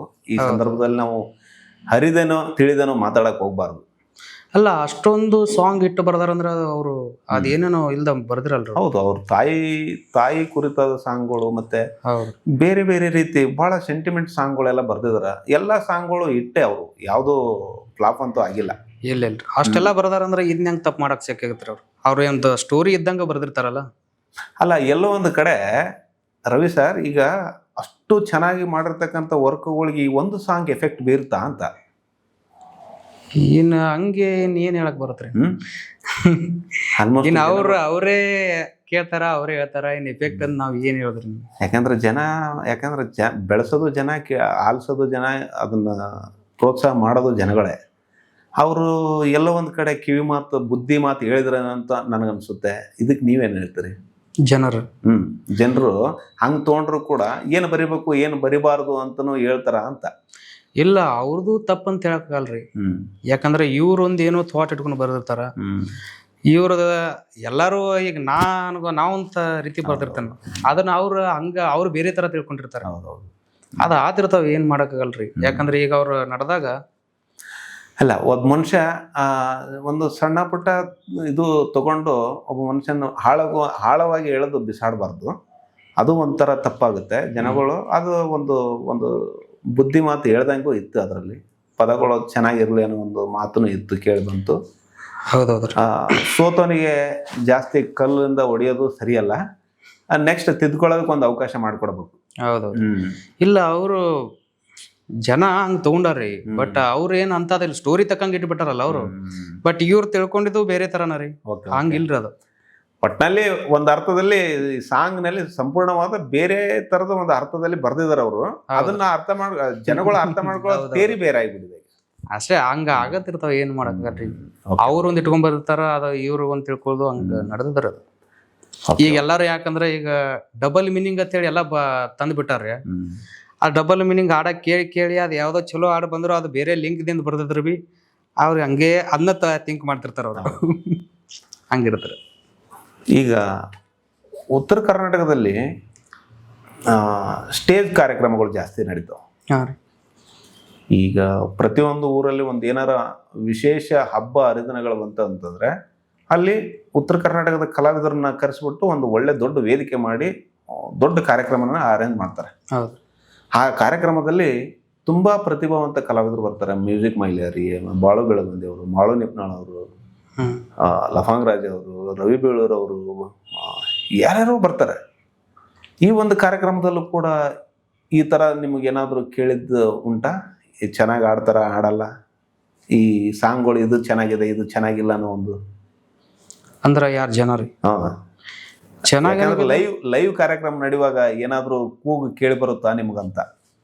ಅಂದ್ರೆ ಹಿಂಗ್ ಬೈದು ಹಂಗೆ ಏ ಸರಿ ಇಲ್ಲ, ಇನ್ನು ಇದು ಚೆನ್ನಾಗಿಲ್ಲ, ಇದೇ ಬೇಕು ಅನ್ನೋದು ಏನಾದ್ರು ನಿಮಗೆ? ಹಂಗೆ ಹೇಳಕ್ಕಾಗಲ್ಲ, ಯಾಕಂದ್ರೆ ಅವ್ರ ಜನಪದನ ಅದು ಕೇಳ್ತಿರ್ತಾರಲ್ಲ ಮತ್ತೆ ಅವ್ರ ಜನಪದನಕ್ಕೆ ಅವ್ರ ಕರ್ಸಿರ್ತಾರೆ. ಮತ್ತೆ ಅವ್ರು ಕೇಳಿಲ್ಲ ಅಂದ್ರೆ ಅವ್ರ ಸ್ಟೇಜಿಗೆ ಕರೆಸ್ತಿರ್ಲಿಲ್ಲ. ಬಟ್ ಒಟ್ನಲ್ಲಿ ಆ ಪದ ಇದ್ರೂ ಕೂಡ ಅವ್ರಿಗೆ ಹುಮ್ಮಸ್ ಇರ್ತದ ಅಂತ ಆಯ್ತು. ಟ್ರ್ಯಾಕ್ಟರ್ದಾಗ ಆಲ್ಮೋಸ್ಟ್ ಎಲ್ಲ ಅವರ ಬರ್ತಿರ್ತಾರೆ ಜನಪದ ಅಂದ್ರೆ. ಅದನ್ನ ಬೇಕು ಅಂತಾನೆ ಊರವರೆಲ್ಲ ಸೇರಿ ಅದನ್ನ ಒಂದು ಕಾರ್ಯಕ್ರಮನ ಆಯೋಜನೆ ಮಾಡ್ಕೊಂಡಿರ್ತಾರೆ. ಆ ತರದ ಕಾರ್ಯಕ್ರಮಗಳೇ ಬೇಕು ಜನಗಳಿಗೆ. ಹೌದು. ಅಂದಾಗ ಅದಕ್ಕೂ ಪ್ರೋತ್ಸಾಹ ಇದೆ ಅಂತ ಆಯ್ತು ಅಲ್ಲಿ. ಜನಪದ ಅಂದ್ರೆ ಎಲ್ಲ ಅಂದ್ರೆ ಅಸಲಿಲಿ ಹಂಗೆ ಅನ್ಕೊಂತಿರ್ತಾರ್ರಿ. ಅದ ಎಲ್ಲಾ ಹಾಡುಗಳು ಅಸಲಿಲಿನ ಇರಲ್ರಿ. ಚಲೋ ಅಂತ ಅದ್ ಕೇಳಕ್ ಬಂದ್ರೆ ಚಲೋ ಹಾಡುಗಳು ಇರ್ತಾವ್ರಿ. ಹೌದೌದು. ಬಟ್ ಅವ್ರು ಚಲೋಕ್ಕಿಂತಾನು ಆ ಕಡೆ ಬೇರೆ ಬೇರೆ ಕಡೆ ಲಕ್ಷ ಇರ್ತದ. ಯಾವ್ದು ತಗೋಬೇಕು ಹೆಂಗ್ ತಗೋಬೇಕು ಜನಗಳಿಗೆ ಬಿಟ್ಟಿದ್ದು, ಅವ್ರಿಗೆ ಬಿಟ್ಟಿದ್ರು. ಅಂದ್ರೆ ಈಗ ಯೋಗರಾಜ್ ಭಟ್ ಸರ್ ಬರೀತಿದ್ರು ಇವು ಎಬಡ ಗಿಬಡ ಎಲ್ಲ ಪದ ಬಳಕೆ ಮಾಡಿದ್ರು ಅವರು. ಅವ್ರು ಕೇಳಿದ್ರೆ ಏನ್ ಹೇಳ್ತಾರ ಅವರು, ನಮಗೆ ಹಾಡು ಬರಿತೀವಿ ಹಾಡು ಕೇಳ್ರಿ ಅಷ್ಟೇ, ಅದ್ರ ಅರ್ಥ ನನಗೆ ಕೇಳಕ್ ಹೋಗ್ಬೇಡ್ರಿ ಅಂತಿರ್ತಾರ ಅವ್ರು ಯೋಗರಾಜ್ ಭಟ್ ಸರ್. ಬಟ್ ಏನಂತಂದ್ರೆ ಜನಗಳು ಯಾವ್ದಕ್ ಪ್ರೋತ್ಸಾಹ ಮಾಡ್ತಾರ ಅನ್ನೋದ್ರ ಮ್ಯಾಗೂ ಡಿಪೆಂಡ್ ಆಗುತ್ತೆ ಅಲ್ಲಿ. ಹೌದೌದು. ಓಕೆ ರವಿ ಸರ್, ಈಗ ಇತ್ತೀಚೆಗೆ ಬಂದಿರತಕ್ಕಂಥ ಒಂದು ಸಾಂಗ್ ಕುಣಿಯುವೆ, ಅದಕ್ಕೆ ನಿಮ್ಮದೇ ಸಂಗೀತ ನಿರ್ದೇಶನ ಇದೆ. ಮಾಳು ನಿಪ್ನಾಳ್ ಅವ್ರದ್ದು ಸಾಂಗು, ಒಂದು ಡಿಫ್ರೆಂಟ್ ಗೆಟಪ್ ಅಲ್ಲಿ ಮಾಳು ನಿಪ್ನಾಳ್ ಅವರು ಕಾಣಿಸ್ಕೊಂಡ್ರು. ಒಂದು ಡಾಕ್ಟರ್ ರಾಜ್ಕುಮಾರ್ ಅವ್ರ ಗೆಟಪ್ ಹಾಕೊಂಡು ಆ ಒಂದು ಥಿಯರಿಯಲ್ಲೇ ಸಾಂಗ್ ಮಾಡಿದ್ರಿ. ನೀವು ಕೂಡ ಒಂದು ಹೊಸ ಪ್ರಯತ್ನ ಮಾಡಿದ್ರಿ. ಜನಗಳು ಒಳ್ಳೇದ್ ಕೇಳ್ತಾರೆ, ಒಳ್ಳೇದ್ ಮಾಡ್ರಿ ಅಂತ ಕೂಗಾಡ್ತಾರೆ. ಆ ಒಂದು ಒಳ್ಳೆ ಉತ್ತಮವಾದ ಒಂದು ಹಾಡು ಬಂತು, ಅದಕ್ಕೆ ಯಾವ ರೀತಿ ರೆಸ್ಪಾನ್ಸ್ ಇತ್ತು ಜನಗಳದು? ರೆಸ್ಪಾನ್ಸ್ ಅಂದ್ರೆ ನಾವು ಏನು ಮಾಡಿವಿ ಅಂದ್ರೆ, ನಮ್ಮ ಉತ್ತರ ಕರ್ನಾಟಕದ ನಾವು ಒಂದು ವೆರೈಟಿ, ನಾವು ಇಂಡಸ್ಟ್ರಿ ಲೆವೆಲ್ ಥರ ಮಾಡಬೇಕು ನಮ್ಮ ಉತ್ತರ ಕರ್ನಾಟಕ. ಹೌದು ಅನ್ಕೊಂಡು ನಾವು ಏನು ಮಾಡಿವು, ಒಂದು ವೆರೈಟಿ ಇರ್ಬೇಕು ಸಾಂಗ್, ಏನ್ರಿ ಹೊಸತನ ಮಾಡ್ಬೇಕಂದಾಗ ನಾವು ಅದನ್ನ ಪ್ಲ್ಯಾನ್ ಮಾಡಿವಿ. ಬಟ್ ಜನಪದ ಎಲ್ಲ ಆಲ್ಮೋಸ್ಟ್ ಎಲ್ಲ ಓಡ್ಯಾವ್ರಿ. ಬಟ್ ಅದೇನೋ ವೆರೈಟಿ ನಾವು ಮಾಡ್ಬೇಕಂತ ಮಾಡಿವಿ, ಅದು ಸಾಂಗ್ ಅಷ್ಟೊಂದು ರನ್ನಿಂಗ್ ಸಿಗ್ಲಿಲ್ರಿ, ಅದು ರೀಚ್ ಆಗ್ಲಿಲ್ಲ ಅದು. ನಾವು ಅನ್ಕೊಂಡಿದೀವಿ ಏನೋ ಒಂದು ವೆರೈಟಿ ಮಾಡಿವಿ, ಏನೋ ವರ್ಕೌಟ್ ಆಗತ್ತಂತ ಮಾಡಿದ್ವಿ, ಬಟ್ ಆಗ್ಲಿಲ್ರಿ ಅದು. ಜನ ಹಾಡು ಕೇಳೋದಕ್ಕಿಂತ ಕಾಮೆಂಟ್ ಬಾಕ್ಸ್ ಅಲ್ಲಿ ನೋಡ್ತಿದೀವಿ ನಾವು, ಅವರು ಹಾಡಿನ ಅರ್ಥ ಮಾಡ್ಕೊಳ್ಳೋದಕ್ಕಿಂತ ಜನರನ್ನ ಕಾಲು ಎಳೆದಕ್ಕೆ ನೋಡ್ತಿರ್ತಾರೆ. ಇದು ಹೆಂಗೆ ಸರ್? ಕಾಮೆಂಟ್ ಹಾಕೋದು ಅಷ್ಟು ಸುಲಭ ರೀ. ಈಗ ಇಲ್ಲಿ ಮೊಬೈಲ್ ಇರುತ್ತೆ, ನಾವು ಬರೆದು ಬಿಡ್ಬೋದು. ಅಷ್ಟು ನಾವು ಇಲ್ಲಿ ಬರೆದು ಬಿಟ್ಟು ಈಜಿ ಅಲ್ಲಿ ಸಾಂಗ್ಸ್ಗಳು ಮಾಡೋದಲ್ರಿ, ಭಾಳ ಈಜಿ ಅಲ್ರಿ ಅದು. ಎಲ್ಲ ಹೆವಿ ಕಷ್ಟ. ಇಲ್ಲಿ ಕಾಮೆಂಟ್ ಹಾಕೋರು ವಿಚಾರ ಮಾಡ್ಬೇಕಾಗ್ತದೆ. ಈಗ ಯಾಕಂದ್ರೆ ಒಂದು ಯಾವುದೇ ಒಂದು ಮಾಡ್ಬೇಕಾದ್ರೆ ಒಬ್ಬ ಕಲಾವಿದನಾಗಿರ್ಬೋದು, ಒಬ್ಬನ ಕಲಾವಿದ ನಿಮ್ಮಿಂದನೇ ಬೆಳೆದಿರ್ತಾನೆ. ಏನು ನೀವೆಲ್ಲರೂ ಪ್ರೋತ್ಸಾಹ ಮಾಡೋದ್ರಿಂದನೇ ಕಲಾವಿದ ಬೆಳಿತಾನೆ. ಆ ಕಲಾವಿದನಿಗೂ ಒಂದು ಮನಸ್ಸಿದೆ, ಅವನಿಗೂ ಒಂದು ಗೌರವ ಇರ್ತದೆ, ಅವನಿಗೂ ಆಡಂಬರ ಎಲ್ಲ ಥರದ್ದು ಇರ್ತದೆ. ಅವನಿಗೂ ಆಗಿ ಬರೋರು ಇರ್ತಾರೆ, ಆಗಿ ಬರದೇ ಇರೋರು ಇರ್ತಾರೆ. ಆ ಸಂದರ್ಭದಲ್ಲಿ ಜನಗಳು ಹಾಕೋ ಕಾಮೆಂಟ್ ಒಂದು ಸ್ವಲ್ಪ ಅವ್ರಿಗೆ ಹರ್ಟ್ ಆಗುತ್ತೆ. ಇಲ್ಲ ಏನಾದರೂ ನಾವು ಹಾಕೋ ಕಾಮೆಂಟು ಅವ್ರಿಗೆ ಯಾವ ರೀತಿ ಎಫೆಕ್ಟ್ ಆಗ್ಬೋದು ಅಂತಲೂ ಯೋಚನೆ ಮಾಡ್ಬೇಕಾಗುತ್ತೆ ಇಲ್ಲಿ. ಅದೇ ಹೇಳತ್ನಲ್ರಿ, ಇವಾಗ ಸಾಂಗ್ಸ್ ಆಗಲಿ ಶೂಟ್ ಆಗಲಿ ಇವೆಲ್ಲ ಮಾಡೋದು ಇಲ್ಲಿ ಕುಂತು ಕಮೆಂಟ್ ಹಾಕ್ದಂಗಲ್ರಿ. ಅದು ಸಿಕ್ಕಾಪಟ್ಟೆ ಕಷ್ಟ ಇರೋದು. ಯಾಕಂದ್ರೆ ಅದಕ್ಕಾದಂಥ ಓಡಾಡಬೇಕು, ಮಾಡಬೇಕು, ಹಾಡುಗಳು ಮಾಡಬೇಕು, ಮ್ಯೂಸಿಕ್ ಮಾಡಬೇಕು, ಎಲ್ಲ ಅದರದಂಥ ಹೆವಿ ಕೆಲಸ ಇರತ್ರಿ ಅದು. ಅದು ಹೆಂಗಿರುತ್ತೆ, ಏನೋ ಒಂದು ಮನುಷ್ಯ ಮಾಡ್ತಿರ್ತಾನಂದ್ರೆ ಅದು ಅವರು ಏನು ಥಿಂಕ್ ಇಟ್ಕೊಂಡು ಮಾಡ್ತಾರೋ ಗೊತ್ತಿಲ್ಲ. ಅವ್ರು ತಲೆಗೆ ಏನು ಅಂದ್ರೆ ಅವರು ಆ ಕೆಲಸಕ್ಕಿಂತನೂ ಕೆಲಸ ಹೆಂಗೆ ಕೊಟ್ಟಾನಂತ ನೋಡ್ಬೇಕ್ರಿ ಅಲ್ಲಿ. ಹೌದು. ಕೆಲಸ ಅಂದ್ರೆ ಯಾವ ಮನುಷ್ಯ ಕೆಟ್ಟವ್ರಿರಲಿ ಒಳ್ಳೆಯವ್ರಿರಲಿ ಹೆಂಗ ಇರಲಿ, ಬಟ್ ಇವ್ರ ಹತ್ರ ಏನು ಕೆಲಸ ಐತಿ, ಏನು ಮಾಡ್ತಾರೆ ಇವ್ರು, ಏನು ಕೊಡ್ತಾರ ಅವ್ರ ಮಗ, ಚಲೋ ಕೊಡ್ತಾರೋ ಕೆಟ್ಟದ್ದು ಕೊಡ್ತಾರೋ ಅದನ್ನು ಥಿಂಕ್ ಮಾಡ್ಬೇಕ್ರಿ. ಇವತ್ತಿನ ಸೋಷಿಯಲ್ ಮೀಡಿಯಾದಲ್ಲಿ ರವಿ ಸರ್, ಈಗ ಸೋಷಿಯಲ್ ಮೀಡಿಯಾದಲ್ಲಿ ಪ್ರತಿಯೊಬ್ಬರಿಗೆ ಅವಕಾಶ ಮಾಡಿಕೊಟ್ಟಿದ್ದಾನೆ. ಈ ಕಲಾವಿದರಿಗೆ ಬೆಳೆಯೋದಕ್ಕೂ ಒಂದು ಅವಕಾಶ ಮಾಡಿಕೊಟ್ಟಿದ್ದಾನೆ, ಪ್ರೇಕ್ಷಕರ ಅಭಿಪ್ರಾಯಗಳನ್ನ ತಿಳಿಸೋದಕ್ಕೂ ಒಂದು ವೇದಿಕೆ ಮಾಡಿಕೊಟ್ಟಿದ್ದಾರೆ. ಅಲ್ಲಿ ಇಬ್ರಿಗೂ ಒಂಥರ ಎರಡು ಥರ ಇದೆ. ಅಲ್ಲಿ ಕಮ್ಯುನಿಕೇಶನ್ ಹೆಂಗೆ ನಡೀತದೆ ಅಂತಂದ್ರೆ, ಒಂದು ರೀತಿ ನೀವು ಚೆನ್ನಾಗಿ ಮಾಡಿದ್ರು ಅಲ್ಲಿ ಕಾಮೆಂಟ್ ಬಾಕ್ಸಲ್ಲಿ ನಿಮಗೆ ಒಂದು ಸಂದೇಶ ತಿಳಿಸ್ಬೋದು, ಚೆನ್ನಾಗಿ ಮಾಡಿಲ್ಲ ಅಂದ್ರೂ ತಿಳಿಸ್ಬೋದು, ಚೆನ್ನಾಗಿ ಮಾಡಿದ್ರು ತಿಳಿಸ್ಬೋದು. ಆ ರೀತಿ ಒಂದು ಸೋಷಿಯಲ್ ಮೀಡಿಯಾದಲ್ಲಿ ಇವತ್ತು ರನ್ನಿಂಗ್. ಈ ಸಂದರ್ಭದಲ್ಲಿ ನಾವು ನೋಡೋರಾಗಿರ್ಬೋದು, ನಾವು ಒಂದು ರೀತಿ ಕಲಾವಿದರಾಗಿರ್ಬೋದು, ಪ್ರತಿಯೊಬ್ಬರು ಇಲ್ಲಿ ಅರ್ಥ ಮಾಡ್ಕೊಂಡೇ ಮಾಡ್ಬೇಕಾಗತ್ತೆ ಅಂತ ನನಗನ್ಸುತ್ತೆ. ಹೌದು. ಯಾಕಂದ್ರೆ ಸೂಕ್ಷ್ಮ ಹೆಜ್ಜೆಗಳು ಬೇಕೇ ಬೇಕಲ್ಲ ಈಗ. ಹೌದು. ಸೂಕ್ಷ್ಮ ಹೆಜ್ಜೆ ಇಡೋದ್ರಿಂದ ಒಂದಿಷ್ಟು ಎಲ್ಲೋ ಒಂದು ಸರಿ ತಪ್ಪುಗಳನ್ನ ತಿದ್ಕೊಳ್ಳೋದಕ್ಕೂ ಅನುಕೂಲತೆ ಇರ್ತದೆ ಇಲ್ಲಿ. ಹೌದೌದು. ಬಟ್ ನಿಮಗೆ ಇಲ್ಲಿ ತನಕ ಒಂದು ಸಾಂಗ್ ಮಾಡ್ಕೊಂಡು ಬಂದ್ರಿ, ಇದುವರೆಗೂ ಎಷ್ಟು ಸಾಂಗ್ಗಳು ಮಾಡಿದ್ರಿ ರವಿ ಸರ್ ನೀವು? ಮಾಡಿದ್ರು ಮೊದಲು ಮಾಡಿದ್ರು ಹಂಗೆ ಆಲ್ಮೋಸ್ಟ್ ಮಾಡ್ದ ಈಗ ಕೆಲಸ ಹಂಗೆ ಮಾಡ್ತಿರ್ತೀವಿ. ಬಟ್ ನಾವು ಹಂಗೈತಿ ನಾವು ಒಂದು ಸ್ವಲ್ಪ ಚಂದ ಅನಿಸ್ಬೇಕು, ಜನಕ್ಕೆ ಏನಾರ ಒಳ್ಳೇದಿರ್ಬೇಕು ಅಂತ ಸಾಂಗ್ಸ್ ಆಟ ಮಾಡ್ತೀವಿ ನಾವು. ಹೆವಿ ಅಂಥವು ಅಸಲಿಲಿ ಅಂಥವು ಬಂದ್ರೂ ಅವಾಯ್ಡ್ ಮಾಡ್ತೀವಿ. ನಮ್ಮ ಕೆಲಸನೇ ಬೇಡ್ಕರೆ ಜನಕ್ಕೆ ಒಳ್ಳೆ ಹಾಡುಗಳಿದ್ರೆ ಕೊಡೋದು. ಹಿಡಿದ್ರು ಸರ್ ಹಂಗೆ ಒಳ್ಳೆ ಮಾಡೋರು ಎಲ್ಲ ಮಾಡ್ಕೊಡ್ತೀವಿ ನಾವು. ಈಗ ನೀವು ಬರೀ ಜಾನಪದಕ್ಕೆ ಮಾತ್ರನೇ ಸೀಮಿತ ಆಗಿದ್ರೆ ಅಲ್ಲ ಸಿನಿಮಾ ಕ್ಷೇತ್ರಕ್ಕೂ? ಸಿನಿಮಾದು ಮಾಡೀನಿ ಸರ್. ಸಿನಿಮಾಕ್ಕೂ ಪಪ್ಪಿ ಸಿನಿಮಾ ಅಂತೇಳಿ ಒಂದು ಪಪ್ಪಿ ಸಿನಿಮಾ, ಕನ್ನಡ ಪಪ್ಪಿ ಸಿನಿಮಾಕ್ಕೂ ಮ್ಯೂಸಿಕ್ ಮಾಡಿದ್ರಿ? ಮಾಡಿವ್ರಿ. ಈಗ ಇನ್ನಷ್ಟು ನಡ್ಲತ್ತಾವ್ರಿ. ಅಗ್ನಿ ಜ್ವರ ಅಂತೇಳಿ ಒಬ್ಬರದು ಐತ್ರಿ. ಅಗ್ನಿ ಜ್ವರ ಅಂತೇಳಿ ಒಂದು ಸಿನಿಮಾ. ಅಗ್ನಿ ಜ್ವರ, ಓಕೆ. ಅದು ಹಂಗೆ ಮಾಡ್ಕೋತ ಹೊಂಟ್ರಿ. ಅವರು ಒಂದು 2-3 ಸಿನಿಮಾ ನಡೆದಾರ ವರ್ಕ್ ರೀ. ಆಲ್ಬಮ್ ಜೊತೆ ಅದ್ರ ಜೊತೆ ಮಾಡ್ಕೊಂತ ಹೊಂಟ್ರಿ. ಹೆಂಗೆ ಕೆಲಸ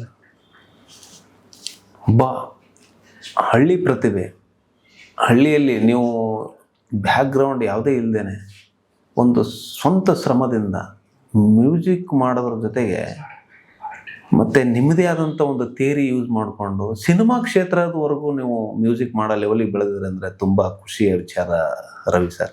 ಏನಿಲ್ರಿ, ಎಲ್ಲ ಜನರ ಆಶೀರ್ವಾದ. ಆದರೂ ಇಲ್ಲಿ ಉತ್ತರ ಕರ್ನಾಟಕದಲ್ಲಿ ಪ್ರತಿಭಾವಂತರಿಗೆ ಬೆಳೆಸೋದು ಅಷ್ಟೇ ಒಂದು ಜನಗಳ ಒಂದು ಪ್ರೋತ್ಸಾಹ. ಜನ ಒಳ್ಳೆ ಟ್ಯಾಲೆಂಟ್ಗೆ ಬೆಲೆ ಕೊಡ್ತಾರೆ. ಆದಷ್ಟು ಅಸಲಿಲೆ ಕಡೆ ಬಿಡ್ರಿ, ಒಳ್ಳೆ ಕೆಲಸ ಕಡೆ ನೋಡ್ಕೊಡ್ರಿ. ಅಂದ್ರೆ ಯಾವ ಬರ್ದಿರ್ತಾವ ಅಂದ್ರೆ ಅದನ್ನ ತೆಗೆದು ಹಾಕ್ಬೇಕಂತ ಇದನ್ನ ಅವ್ರದ್ದು ತಪ್ಪಂತಲ್ರಿ. ಒಳ್ಳೇದ ಕಡೆ ಲಕ್ಷ ಕೊಡ್ರಿ ಅಷ್ಟೇ. ಎಷ್ಟೋ ಸರ್ತಿ ಒಂದೊಂದು ಟೈಮಲ್ಲಿ ಕೇಳಿ ಬರ್ತಿತ್ತು, ಈಗ ಟ್ರ್ಯಾಕ್ಟರಲ್ಲಿ ಸಾಂಗ್ ಆಡ್ಬೇಕಾದ್ರೆ ಕೇಳ್ಬೇಕಾದ್ರೆ ಅದೇನಾಗ್ತಿತ್ತು, ಹೆಣ್ಮಕ್ಳು ಕೂತ್ಕೊಂಡ್ರೆ ಮುಜುಗರ ಆಗೋದು, ಬೇರೆ ಬೇರೆ ಥರ ಈ ಥರ ಎಲ್ಲ ನಡೀತಿತ್ತು. ಆ ಥರ ಸಾಂಗ್ಗಳು ಬಂದುವ ಒಂದು ಸಂದರ್ಭದಲ್ಲಿ. ಅದ್ರ ಬಗ್ಗೆ ಏನು ಹೇಳ್ತೀರಿ? ಈ ಥರ ಮಾಡ್ಬೇಕಾಗಿತ್ತ ಮಾಡಬಾರ್ದಾಗಿತ್ತ? ಅದ್ರ ಏನು ಹೇಳಕ್ಕಾಗತ್ರಿ. ಅವೆಲ್ಲ ಕಾಲು ಒಂದೊಂದ್ರಿ, ಒಂದೊಂದು ಸಿಚುವೇಶನ್ ಹೆಂಗ್ ಗೊತ್ತಿರ್ತಾವ ಹಂಗೆ ಹೋಗ್ಬೇಕಾಗತ್ರಿ. ಈಗ ನಾವ್ ಹೆಂಗೈತಿ ನಮ್ದು ಅವಾಗ ಹಿಡಿದ ನಾವಿದ್ವಿ. ನಮ್ಗೆ ಅಂಥವು ಸಾಂಗ್ಸ್ಗಳು ನಮ್ಗೆ ಬರೆಯಕ ಇಷ್ಟ ಆದ್ರಲಿ. ಅಂಥವು ಹಾಡು ಬರೋದಂತ ನಮ್ಮ ತಲೆ ಆಗತ್ರಿ. ಅವು ಅವಾಯ್ಡ್ ಮಾಡಿ ಇದ್ದೀವ್ರಿ. ನಮ್ದು ನಾವು ಏನು ಬೆಳ್ಳಿಗ್ರೆ ಬೇಡಕ್ರಿ, ಅಂಥದ್ದೇನು ಮಾಡೋದು ಬೇಡ ಅಂತೇಳಿ ಮಾಡ್ಕೊಂಡು ಬಂದಿವ್ರಿ. ಈಗ ಒಂದು ದೇವ್ರು ಎಲ್ಲರಿಗೂ ಒಂದು ಕಾಲ ಇಟ್ಟಿರ್ತಾನ್ರಿ, ಒಂದು ಟೈಮ್ ಅಂತೇಳಿ. ಅದು ಒಳ್ಳೇದು ನಾವು ಅನ್ಕೊಂಡ್ರೆ ಈಗ ಒಂದು ಸ್ವಲ್ಪ ನಮ್ಗೆ ಖುಷಿ ಅನ್ಸದ್ರಿ. ಚಲೋ ಸಾಂಗ್ ವರ್ಕ್ ಆಲತ್ತವ್ರಿ. ನಾವು ನಿಮ್ಮ ಬಗ್ಗೆ ಭಾಳಷ್ಟು ಕೇಳ್ಪಟ್ವಿ. ಅಂದರೆ ನಿಮ್ಮ ಪರಿಸರದಲ್ಲೇ ನಾವು ಕೇಳಿದ್ವಿ, ಆಸುಪಾಸು ನಿಮ್ಮ ಗೆಳೆಯರ ಬಳಗದಲ್ಲಿ ನಾವು ತಿಳ್ಕೊಂಡ್ವಿ. ರವಿ ಬೀಳೂರವರು ಒಂದು ಆತ್ಮೀಯತೆಯಿಂದ ಸ್ನೇಹ ಬಳಗದಲ್ಲಿ ಎಲ್ಲರನ್ನೂ ಬೆಳೆಸ್ಬೇಕು, ತಾನು ಬೆಳಿಬೇಕು ಅನ್ನೋ ಒಂದು ಹುಮ್ಮಸ್ಸಿನಿಂದ ವರ್ಕ್ ಮಾಡ್ತಾರೆ. ಮತ್ತು ಏನೋ ಒಂದು ದೊಡ್ಡ ಒಂದು ಕನಸು ಮುಂದೆ ಇಟ್ಕೊಂಡಿದ್ದಾರೆ ಅಂತ ಅನ್ಸುತ್ತೆ. ಇಲ್ರಿ, ಅದೇ ಈಗ ಕಲಾವಿದ್ರಂದ್ಮ್ಯಾಗ ಕಲಾವಿದ್ರ ಆಗಲೇಬೇಕಲ್ರಿ. ನಾವು ಹೆಂಗೈತ್ರಿ, ಒಂದು ಟ್ಯಾಲೆಂಟ್ ಐತೆ ಅಂದ್ರೆ ಅದು ನಾವು ದುಡ್ಡು ಅಮೌಂಟು ಇದು ಯಾವುದು ನೋಡಲ್ರಿ. ಅಲ್ಲಿ ಟ್ಯಾಲೆಂಟ್ ಐತೆ ಅಂದ್ರೆ ಅವ್ರನ್ನ ಏನಾರ ಮಾಡಿ ಅವ್ರನ್ನ ನಮ್ಮ ಕೈಲಿ ಆದಷ್ಟು ಸಪೋರ್ಟ್ ಮಾಡಬೇಕು. ನಾವು ಅವ್ರು ಎತ್ತರಿಗೆ ಬೆಳಿತಾರೋ ಅದು ನಾವು ವಿಚಾರ ಮಾಡಲ್ರಿ. ಅವ್ರ ಹತ್ರ ಟ್ಯಾಲೆಂಟ್ ಇದೆ, ಅವ್ರಿಗೆ ಆದಷ್ಟು ನಮ್ಮ ಕೈಲಿ ಆದಷ್ಟು ಸಪೋರ್ಟ್ ಮಾಡಬೇಕು, ಹೆಲ್ಪ್ ಮಾಡಬೇಕು. ಇದ್ರೆ ನಾವು ಅದರಿಂದ ಏನೋ ದುಡ್ಡು ಬರಬೇಕು ಅಂಥದ್ದೇನು ನಾವು ಆಸೆ ಅದು ಇಟ್ಕೊಂಡು ಮಾಡಲ್ರಿ. ಯಾವುದೋ ಒಂದು ವರ್ಕ್ ಮಾಡ್ರು ಚೆಂದಾಗಿ ಮಾಡಿಕೊಡ್ಬೇಕು, ಇದೋ ಒಂದು ನಮ್ಮ ತಲೆ ಆಗ್ಯಾವತ್ತು. ರವಿ ಸರ್, ನಿಮ್ಮ ಒಂದು ಜರ್ನಿ ಬಗ್ಗೆ ಹೇಳಿದ್ರಿ. ಊರಲ್ಲಿ ನಿಮ್ಮ ತಂದೆ ತಾಯಿ, ಅಣ್ಣ ತಮ್ಮ ಎಲ್ಲರೂ ಸಪೋರ್ಟ್ ಇದೆ, ಮತ್ತು ನಿಮ್ಮ ತಂದೆಯವರು ಸ್ವಲ್ಪ ಸಪೋರ್ಟ್ ಇರಲಿಲ್ಲ ಅಂತ ಹೇಳಿದ್ರಿ. ಹೆಂಗೆ ಕೆಲಸ ಕಾರ್ಯಗಳು ನಿಮ್ಮ ಮನೆ ನಡೆಯೋದು? ಯಾವುದು ಜಮೀನು ವ್ಯವಸಾಯನ ಅಥವಾ ಬೇರೆ ಕೂಲಿ ಕೆಲಸನ? ಹೆಂಗೆ? ಏನಿಲ್ಲ ಸರ್, ಎಲ್ಲ ನಮ್ಮ ಮ್ಯಾಗ ರೀ, ಎಲ್ಲ ಜಮೀನ್ ಮೇಲಿನ. ಜಮೀನಿದೆ ನಿಮ್ದು? ಐತ್ರಿ, ಒಂದು ಅಷ್ಟೊಂದು ಭಾಳ ಏನಿಲ್ಲ, ಸ್ವಲ್ಪ ಐತ್ರಿ. ಹೊಟ್ಟಿ ಪುರದಿ ಒಟ್ಟಿಗೆ ಎಷ್ಟು ಬೇಕು ಅಟ್ಟು ಬರ್ತೈತ್ರಿ. ರೈತಾಪಿ ಕುಟುಂಬ ನಿಮ್ದು? ಹೌದೌದು. ಓಕೆ. ಎಲ್ಲ ಸೇತ್ಕರಿ ರೈತರು. ಮತ್ತೆ ನೀವು ವ್ಯವಸಾಯ ಮಾಡೋದ್ ಬಿಟ್ಟು ಈ ವ್ಯವಸಾಯ, ಸಂಗೀತ ವ್ಯವಸಾಯ ಮಾಡ್ತಾ ಇದ್ರಿ. ಈಗ ಸಂಗೀತ ಕಲಿಬೇಕಂತ ಬೆಂಗಳೂರಿಗೆ ಬಂದೆ ಅಂತ ಹೇಳಿದ್ರಲ್ಲ, ಹೆಂಗೆ ಅಲ್ಲಿಂದ ನಿಮ್ಗೆ ಒಂದು ನಂಟು ಹೆಂಗೆ ಸಿಕ್ತು? ಇಲ್ಲಿ ಬೆಂಗಳೂರಿಗೆ ಬರ್ಬೇಕು, ಒಂದು ಇಲ್ಲಿ ಸ್ಟೇ ಹೆಂಗಾದ್ರಿ? ಇಲ್ಲಿ ಒಂದು ಅನುಭವ ತಿಳಿಸ್ಕೊಡ್ರಲ್ಲ. ಏನಿಲ್ರಿ ಸರ್, ನಾನು ಇಲ್ಲಿ ತನಕ ಬರ್ತಾನಂತ ನಾನು ಅನ್ಕೊಂಡಿರ್ಲಿಲ್ಲ. ಆ್ಯಕ್ಚುಲಿ ನಾನು ಏನಾರ ಅಂದ್ರೆ ನಮ್ಮ ಟೈಮ್ದಾಗ ನಾವು 2012 ಆಗೋದು, 11-12 ಆಗೋದು, ಎಷ್ಟೊಂದು ಇವೆಲ್ಲ ಸೋಷಿಯಲ್ ಮೀಡಿಯಾದು ಇರ್ಲಿಲ್ಲ ರೀ. ಹೌದೌದು. ಬಟ್ ಅವಾಗ ನಮ್ದೇನ ನಾವು ಇದ್ರ ಮುಂದೆ ಬೆಳಿತೀವೋ ಏನು ಆತೀವೋ ನಮ್ಗೇನು ಗೊತ್ತೇ ಇಲ್ಲ. ಆದ್ರೆ ನಮ್ಮ ತಲೆಗೇನ ಅದು ಇಂಟ್ರೆಸ್ಟ್ ಐತಿ, ಅದನ್ನ ನಾವು ಮಾಡಲೇಬೇಕು, ಆದ್ರೆ ಏನಾರ ಅಲ್ಲಿ ಮಾಡ್ಲೇಬೇಕಂತೇಳಿ ನಾವು ಬಂದವ್ರು. ಬಂದಿದ್ದೀವಿ, ಬಂದು ಅವಾಗ ಎಷ್ಟು ಬಿಜಾಪುರ ಒಂದು ಬಂದಿರಿ ನಾನು. ನಮ್ಮ ಮನೇಲಿ ಜಗಳಾಡಿ ಬಂದ್ಬಿಟ್ರೆ ನಾ ಏನಾರು ಮಾಡಲಿ ಕಲಿಯಬೇಕಂತೇಳಿ ಬಂದೆ ರೀ. ಬರೋಟ್ಲೆ ಅಲ್ಲಿ ಒಬ್ರು ಹಿರೇಮಠ ಸರ್ ಅಂತೇಳಿ ಬಿಜಾಪುರ ಅವರು ಅವರು ನಾನು ಸಿದ್ದೇಶ್ವರ ಗುಡಿ ಹತ್ರ ಹೋಗಿದ್ದೆ ರೀ. ಸುರೇಶ್ ಬ್ಯಾರೇನ ಐತಿ ಅಂತೇಳಿ ಸಾಂಗ್ ಆಡ್ಯಾರಲ್ರಿ, ಅವ್ರು ನಮ್ಮ ಆತ್ಮೀಯ ಗೆಳೆಯರು ಅವರು, ಸುರೇಶ್ ಇಂಚಗಿರಿ ಅಂತ. ಅಲ್ಲಿ ಬಂದ್ರಪಿ ಅವರು ಸಿದ್ದೇಶ್ವರ ಗುಡಿ ಕಡೆ ಅಲ್ಲಿ ಸಂಗೀತ ಕ್ಲಾಸ್ ಕಲಿಸ್ತಾರಂತೇಳಿ ನಾನು ಕಳಿಸಿಬಿಟ್ರು ಅವರು. ಅಲ್ಲಿ ಹೋಗೋಟ್ಲೆ ಅಲ್ಲಿ ಸಂಗೀತ ಕ್ಲಾಸ್ದವ್ರು ಎಲ್ಲೇ ಬಂದ್ ಮಾಡ್ಕೊಂಡು ಹೊರಗಡೆ ಹೋಗಿರ್ರಿ. ಅಷ್ಟೊತ್ತಲೇ ಒಬ್ರು ಹಿರೇಮಠ ಸರ್ ಅಂತೇಳಿ ಬರ್ತಾರೆ ಅವರು, ಬಿಜಾಪುರ ಅವರು. ಅವ್ರು ಬಂದ್ರಪಿ ಅಂತಾರು, ಯಾರು ನೀವು ಇಲ್ಲಾಕ ನಿಂತ್ರಿ ಹಂಗಂತ ಕೇಳ್ತಾರ ನನಗೆ. ಅವ್ರು ಕೇಳ್ಪಿ ನಾನು ಹೇಳ್ತೀನಿ ಅವ್ರಿಗೆ, ಸರ್ ನಾನು ಸಂಗೀತ ಕಲಿಯಾಕಂತ ಬಂದೇನ್ರಿ ಹಂಗೆ ಹಿಂಗಂತ ಅವ್ರಿಗೆ ಹೋಟ್ಲಿ. ಅವ್ರು ಹೊರಗೆ ಹೌದಾ ಹಂಗಂತೇಳಿ ಕರ್ಕೊಂಡು ಹೋಗ್ತಾರ ರೂಮ್ದಾಗ ರೀ. ಕರ್ಕೊಂಡು ಹೋಗಿ ಒಂದ್ ಸ್ವಲ್ಪ ಸಾರಿಗಮ್ಮ ಪದ ನೀ ಅನ್ಲಾಕಸ್ತಾರ್ರಿ. ಅವ್ರು ನೀನ್ ಇಲ್ಲಿ ಕಲಿದ್ ಬೇಡ, ನೀನು ಗದಗದಾಗ ಕಲಿಬೇಕಂತ ಹೇಳ್ತಾರೆ ಅವ್ರು. ನೀನ್ ಇಲ್ಲೇ ಬೇಡ, ಎಲ್ಲ ತರ ನೀನ್ ಸಪ್ರೇಟ್ ಇದನ್ನ ಮಾಡೋದ್ರೆ ಗದಗಕ್ಕೆ ಹೋಗ್ಬೇಕು ನೀನು ತಂದ್ರಿ ಅವ್ರು. ಗದಗ ಹೋಗ್ಲೇ ಅಲ್ಲಿ ಎಷ್ಟು ವರ್ಷ, ನಾನು ಒಂದು 5-6 ತಿಂಗಳ ಕಲಿಬೇಕು ಹಂಗಂತ ಹೋಗಿದ್ದಾರೆ ನಾನು. ಅವ್ರು ಒಮ್ಮೆ ಏನ್ ಹೇಳ್ತಾರಂದ್ರ, ಎಷ್ಟು ಕಲಿಬೇಕ್ರಿ ಸರ್ ಅಂತ ನಾ ಕೇಳಿದಾರೆ ಅವ್ರಿಗೆ. ಅವ್ರು ನೀ ಇದ್ರಾಗ ಒಂದು 5-6 ವರ್ಷ ಕಲಿಬೇಕಂದ್ಬಿಟ್ರೆ ನನಗ್ರಿ. ನನಗೊಮ್ಮೆ ಶಾಕ್ ರೀ. ನಾನು 5-6 ತಿಂಗಳು ಅನ್ಕೊಂಬಂದಿನಿ, ಇವ್ರು 5-6 ವರ್ಷ ಹೇಳ್ತಾರಂತೇಳಿ ನನಗೆ ಅನಿಸ್ತಿರೋದು. ಓಕೆ, ಹೆಂಗ್ ಮಾಡೋದಿನ ಆಲ್ರೆಡಿ ಇದನ್ನಾಗ್ಬಿಟ್ಟೈತಿ, ಹಾಡಾರೆ ತಲೆ ಹಾಡ್ಬೇಕು ಅನ್ನೋದೈತಿ. 5-6 ವರ್ಷ ಟೈಮ್ ಕೊಟ್ರೆ ಹಂಗಂಗತೆ ತಲೆ ಬಂದ್ಬಿಡ್ತ್ರಿ. ಓಕೆ, ವಾಪಸ್ ಸರ್ ಆಯ್ತು ನೋಡಿ ಹೋಗೋದಾದ್ರೆ ನಾ ಮನೆಗೆ ಹೋಗಿ ಕೇಳ್ಕೊತೇನ್ರಿ ಹೇಳ್ತೀನಿ ಅಂತ ಹೇಳ್ಬಿಟ್ಟು ಹೇಳ್ಬಿಟ್ಲೆ ನಮ್ಮ ಅಪ್ಪಾಜಿ ಅವ್ರಿಗೆ ಹೇಳಿದ್ರು. ನಾನು ಹಿಂಗೆ ಹೇಳತ್ತಾರು, ಮತ್ತು ಅಲ್ಲಿ ಕಲಿಬೇಕು ಹಂಗೆ ಹೇಳಿದ್ರು. ನಮ್ಮ ಅಪ್ಪಾಜಿ ಒಟ್ಟ ಬೇಡ, ಸಂಗೀತ ಬೇಡ ನಮ್ಗೆ, ಆಡಾಡ್ದದೆ ಏನು ಬೇಡ, ಇಲ್ಲೇ ಇದ್ ಬಿಡ್ನಿ ಅಷ್ಟೇ ಏನು ಬೇಡ ಅಂತ ಅವ್ರು. ಅವರ ಹೋಲಿ ಅಂತ ಅಮ್ಮಾರ ಮಮ್ಮಿ ರೀ, ಹೋಲಿ ಅಂತೇಳಿ ಅವರು, ಇವ್ರು ಬ್ಯಾಡ ಅಂತೇಳಿ ಅವ್ರು. ನಾ ಏನು ಮಾಡಿದಂದ್ರೆ ಇಬ್ಬರು ಸಂಗಡ ಜಗಳಾಡಿ, ನನ್ನ ಹತ್ರ 4,000 ರೂಪಾಯಿ ಐತ್ರಿ, ಅದನ್ನೇ ತಗೊಂಡು ಜಗಳಾಡಿ ಬಿಜಾಪುರದಿಂದ ಅವ್ರ ಹತ್ರ ಹೋದೆ. ಅವರು ಸರ್ ಹೋಗೋದಿ ಗದಗೆಲ್ಲ ತೋರ್ಸ್ಕೊಂಡ್ ಬಂದ್ರ ನನಗ್ರಿ. ತೋರ್ಸ್ಕೊಂಡ್ ಬಂದ್ರು. ಆದ್ರ ಪೇಟಿ ಅನ್ನೋದಾಗ ನನಗೆ ಗೊತ್ತಿಲ್ಲ ಹಿಂಗೆ ಮಾಡ್ತಾರ ಅಂತ ಹೇಳಿರೋದು. ಅಲ್ಲೆಲ್ಲ ತಿರುಗಾಡ್ದೆ ಮಠದಾಗ್ರಿ. ಅಲ್ಲಿ ನೋಡಿ ಏನಾಯ್ತು, ವಾಪಸ್ ಬಂದಿರಿ ಸರ್ ಜೊತೆ ಎಲ್ಲ ತೋರ್ಸ್ಕೊಂಡ್ ಬಂದ್ರು.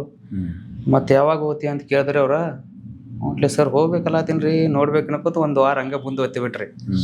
ಅವ್ರ ಕರೆಸಿ ಅವ್ರದ ಹಾರ್ಮೋನಿಯಂ ಕೊಟ್ರಿ ನನಗೆ. ಅದೇ ಯಾರು ನನಗೆ ಓದ್ಬಿಡ್ಲತ್ತಾರ ಅವ್ರದ ಹಾರ್ಮೋನಿಯಂ ಕೊಟ್ರಿ. ಅವ್ರು ಅಜ್ಜಾರ್ ಪುಟ್ಟರಾಜ್ ಗವಾಯಿಗಳು ಅಜ್ಜಾರ್ ಕೈಯಾಗೆಲ್ಲ ಸೇವೆ ಮಾಡಿದಾರ ಅವ್ರು, ಬೇರೆ ಮಾಡ್ತಾರಂತೆ. ಅವ್ರು ಕೊಟ್ಟ ಮೇಲೆ ಅದ ಪೇಟಿ ಮೇಲೆನೆ ನಾನು ಅಲ್ಲಿ ಸಂಗೀತ ಇದನ್ನ ಮಾಡ್ಕೊಂಡಿರಿ.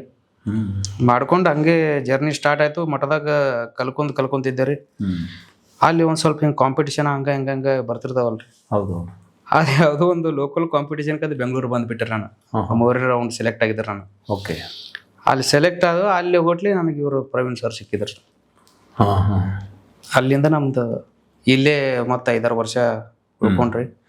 ಇಲ್ಲಿ ಸ್ವಲ್ಪ ತಿಳ್ಕೊಂಡು ನಿಮಗೆ ಅಜ್ಜರ್ ಬಾರಿಸಿರ್ತಕ್ಕಂಥ ಹಾರ್ಮೋನಿಯಮ್ಮೇ ನಿಮಗೆ ಒಂದು ಗಿಫ್ಟ್ ಆಗಿ ಸಿಕ್ತು. ಆದರೆ ಅವ್ರ ಆಶೀರ್ವಾದ ಯಾವ ಜನದ ಪುಣ್ಯ ಐತೆ ಗೊತ್ತಿಲ್ರಿ. ಭಾಳ ಖುಷಿಯಾದ ವಿಚಾರ. ಯಾಕಂದ್ರೆ ನೀವೇನೋ ಒಂದು ಕಲಿಬೇಕಂತ ಒಂದು ಆಸಕ್ತಿಯಿಂದ ಬರ್ತೀರಿ. ಅಲ್ಲಿ ಬಂದಾಗ ಅಜ್ಜರ ಅಲ್ಲೇ ಪುಟ್ಟರಾಜ್ ಗವಾಯಿಗಳ ಹಾಡಿ ಅವ್ರು ಬಾರಿಸಿರ್ತಕ್ಕಂಥ ಹಾರ್ಮೋನಿಯಂ ನಿಮ್ಗೆ ಸಿಕ್ಕದಂದ್ರೆ ನಿಮ್ಗೆ ಒಂದು ವಿಶೇಷ. ಅವ್ರು ಹಿರೇಮಠ ಸರ್ಗೆ ಅವರು ಕ್ಲಾಸ್ ಅದು ಮಾಡ್ತಾರಂತ್ರಿ ಅವ್ರು. ಓಕೆ, ಅವ್ರು ಹೇಳಿದ್ರಿ. ಓಕೆ, ಅವ್ರದ್ದು ಪೇಟಿ ನಮಗೆ ಕೊಟ್ರಿ. ಅವ್ರು ಹಿರೇಮಠ ಸರ್ 8 ವರ್ಷ ಅವ್ರಿಗೆ ಅಜ್ಜಾರ ಸೇವೆ ಮಾಡ್ಯಾರ. ಅದು ಪೇಟಿ ನಮಗೆ ಬಂದ್ರಿ. ಒಂದು ಅಜ್ಜರ ಅಪ್ಪಣೆನೇ ಆಗ್ಬಿಟ್ಟದ ಅಲ್ಲಿಂದ. ಅದೇ ಗೊತ್ತಿಲ್ಲ, ಅವರೇ ಹೆಸರು, ನಮ್ದೇನಿಲ್ರಿ ಇದ್ರಲ್ಲಿ ಎಲ್ಲ ಅವ್ರದೇ. ಓಕೆ, ಅವ್ರು ಕೊಟ್ಟಂತ ತೋರಿಸಂತ ದಾರಿನೇ ನಾವು ಇಲ್ಲಿ ತನಕ ಬಂದಷ್ಟೇ. ಆಲ್ಮೋಸ್ಟ್ ಕರ್ನಾಟಕದಲ್ಲಿ ಪುಟ್ಟರಾಜ ಗವಾಯಿಗಳವರ ಒಂದು ಆಶ್ರಮದಲ್ಲಿ, ಆ ಒಂದು ಆಶ್ರಮದಲ್ಲಿ ಕಲ್ತಿರತಕ್ಕಂಥ ವಿದ್ಯಾರ್ಥಿಗಳು ಎಲ್ಲಿಯೂ ಫೇಲ್ಯೂರ್ ಆಗಿಲ್ಲ. ಹೆವಿ ರೀ, ಅಜ್ಜರ ಆಶೀರ್ವಾದ ಹಂಗೆ ಇದ್ರು. ಆಶ್ರಮ ಶಕ್ತಿನ ಬೇರೆ ಇರೋದು, ಆ ಶಕ್ತಿನೂ ಬೇರೆ ಇದೆ. ಮತ್ತೆ ಅಲ್ಲಿ ಇರ್ತಕ್ಕಂಥ ಮಕ್ಕಳ ಮನಸ್ಥಿತಿ ಆಗಿರ್ಬೋದು, ಬೆಳೆದಿರ್ತಕ್ಕಂಥ ಕಲಾವಿದರ ಮನಸ್ಥಿತಿ ಆಗಿರ್ಬೋದು, ಒಂಥರ ಬೇರೆ ಡಿಫ್ರೆಂಟ್ ಆಗಿರ್ತದೆ ಅವ್ರು. ಯಾಕಂದ್ರೆ ಗೌರವ, ಆತ್ಮಗೌರವ ಹೆಚ್ಚಾಗುತ್ತೆ. ಮತ್ತೆ ಇನ್ನೊಬ್ಬರಿಗೆ ಕೊಡ್ತಕ್ಕಂಥ ಗೌರವ ಕೂಡ ಹೆಚ್ಚಾಗುತ್ತೆ. ಅಲ್ಲಿ ಆಚಾರ ವಿಚಾರಗಳು, ಸಂಪ್ರದಾಯ ಬಹಳಷ್ಟು ಇದೆ ಅಲ್ಲಿ. ನಾವು ಕಂಡಂಗೆ ಕರ್ನಾಟಕದಲ್ಲಿ ಎಷ್ಟೆಷ್ಟೋ ಪ್ರತಿಭಾವಂತರು ಈಗ ನೋಡ್ರಿ, ಸರಿಗಮಪಕ್ಕೆ ಬರ್ತಕ್ಕಂಥ ಒಂದು ವೇದಿಕೆಗೆ ಬರ್ತಕ್ಕಂಥ ಮಕ್ಕಳು ಇರ್ತವೆ, ಪ್ರತಿಭಾವಂತರು ಇರ್ತಾರೆ. ಅಲ್ಲಿಂದ ಬಂದಿರತಕ್ಕಂಥವ್ರಿಗೆ ವಿಶೇಷ ಸ್ಥಾನಮಾನಗಳು ಸಿಗ್ತಾವೆ. ಹೌದೌದು. ಯಾಕಂದ್ರೆ ಸುಮ್ಮನೆ ಸಿಗಲ್ಲ. ಅದು ಅಷ್ಟು ಅಲ್ಲಿ ಆ ಶ್ರಮ ಇದೆ ಅಂತ ತೋರಿಸುತ್ತೆ ಅಲ್ಲಿ. ಅಲ್ಲ, ಅಲ್ಲಿ ಸಂಗೀತ, ಅದು ಸಂಗೀತ ನಾಟ್ರಿ ಗದಗ ಅಂದ್ರೆ ಅಲ್ಲಿ ಎಕ್ಸಾಂಪಲ್ ಭಾರತ ರತ್ನ ಆದಂಥ ಭೀಮಸೇನ್ ಜೋಶಿ ಅವರು ಅಲ್ಲಿ ಅದಾವ ಗದಗದವರು. ಮತ್ತು ಸದ್ದ ವೆಂಕಟೇಶ್ ಕುಮಾರ್ ಸರ್ ಅಂತ ಹೇಳಿದಾರೆ, ಅವರು ಟಾಪ್ ಕ್ಲಾಸಿಕಲ್ ಸಿಂಗರ್ಸ್ ರೀ. ಅಲ್ಲಿ ಆದಂಥ ಕಲಾವಿದರೆಲ್ಲ ಆಲ್ಮೋಸ್ಟ್ ಫೇಲ್ ಆಗೋದು ಚಾನ್ಸಸ್ ಕಡಿಮೆ ರೀ. ಭಾಳ ಖುಷಿ ಇದೆ ನಿಮಗೆ ಆ ಒಂದು ಆಶ್ರಮದಲ್ಲಿ ಕಲ್ತಿರೋದು. ಅಯ್ಯೋ ಏನಾದರೂ ಹೋಗ್ಬೇಕು. ಈಗ ನಮಗೆ ಹೋಗೋಕ್ಕಾಗಲ್ಲ ರೀ. ಓಕೆ. ಬಟ್ ಏನಾದರೂ ಆ ಆಶ್ರಮ ನಮಗೆ ಮಿಸ್ ಮಾಡ್ಕೊಳಂಗೆ ಅನ್ಸಿರ್ತೈತಿ. ಯಾವಾಗ ಹೋಗ್ತೀವಿ ಅಂತ ಹೇಳಿ. Okay okay. ಮೊದಲು ಹೋದಂಗೆ ಈಗ ನಮ್ಗೆ ಹೋಗ್ಲಕ್ಕಲ್ಲಿ ಟೈಮ್ ಸಿಗಲ್ಲಲ್ರಿ. ಆದರೂ ನಾವು ಫ್ರೀ ಮಾಡ್ಕೊಂಡು ಯಾವಾಗ್ರಿ ಹೋಗ್ಬೇಕಂದ್ರೆ ಅದೊಂದು ಟೈಮ್ ಇರುತ್ತೆ ರೀ. ಅದೊಂದು ಆ ಟೈಮ್ದಾಗ ನಾವು ಏನು ಮಾಡ್ಕೊಂಡಿವ್ರಿ.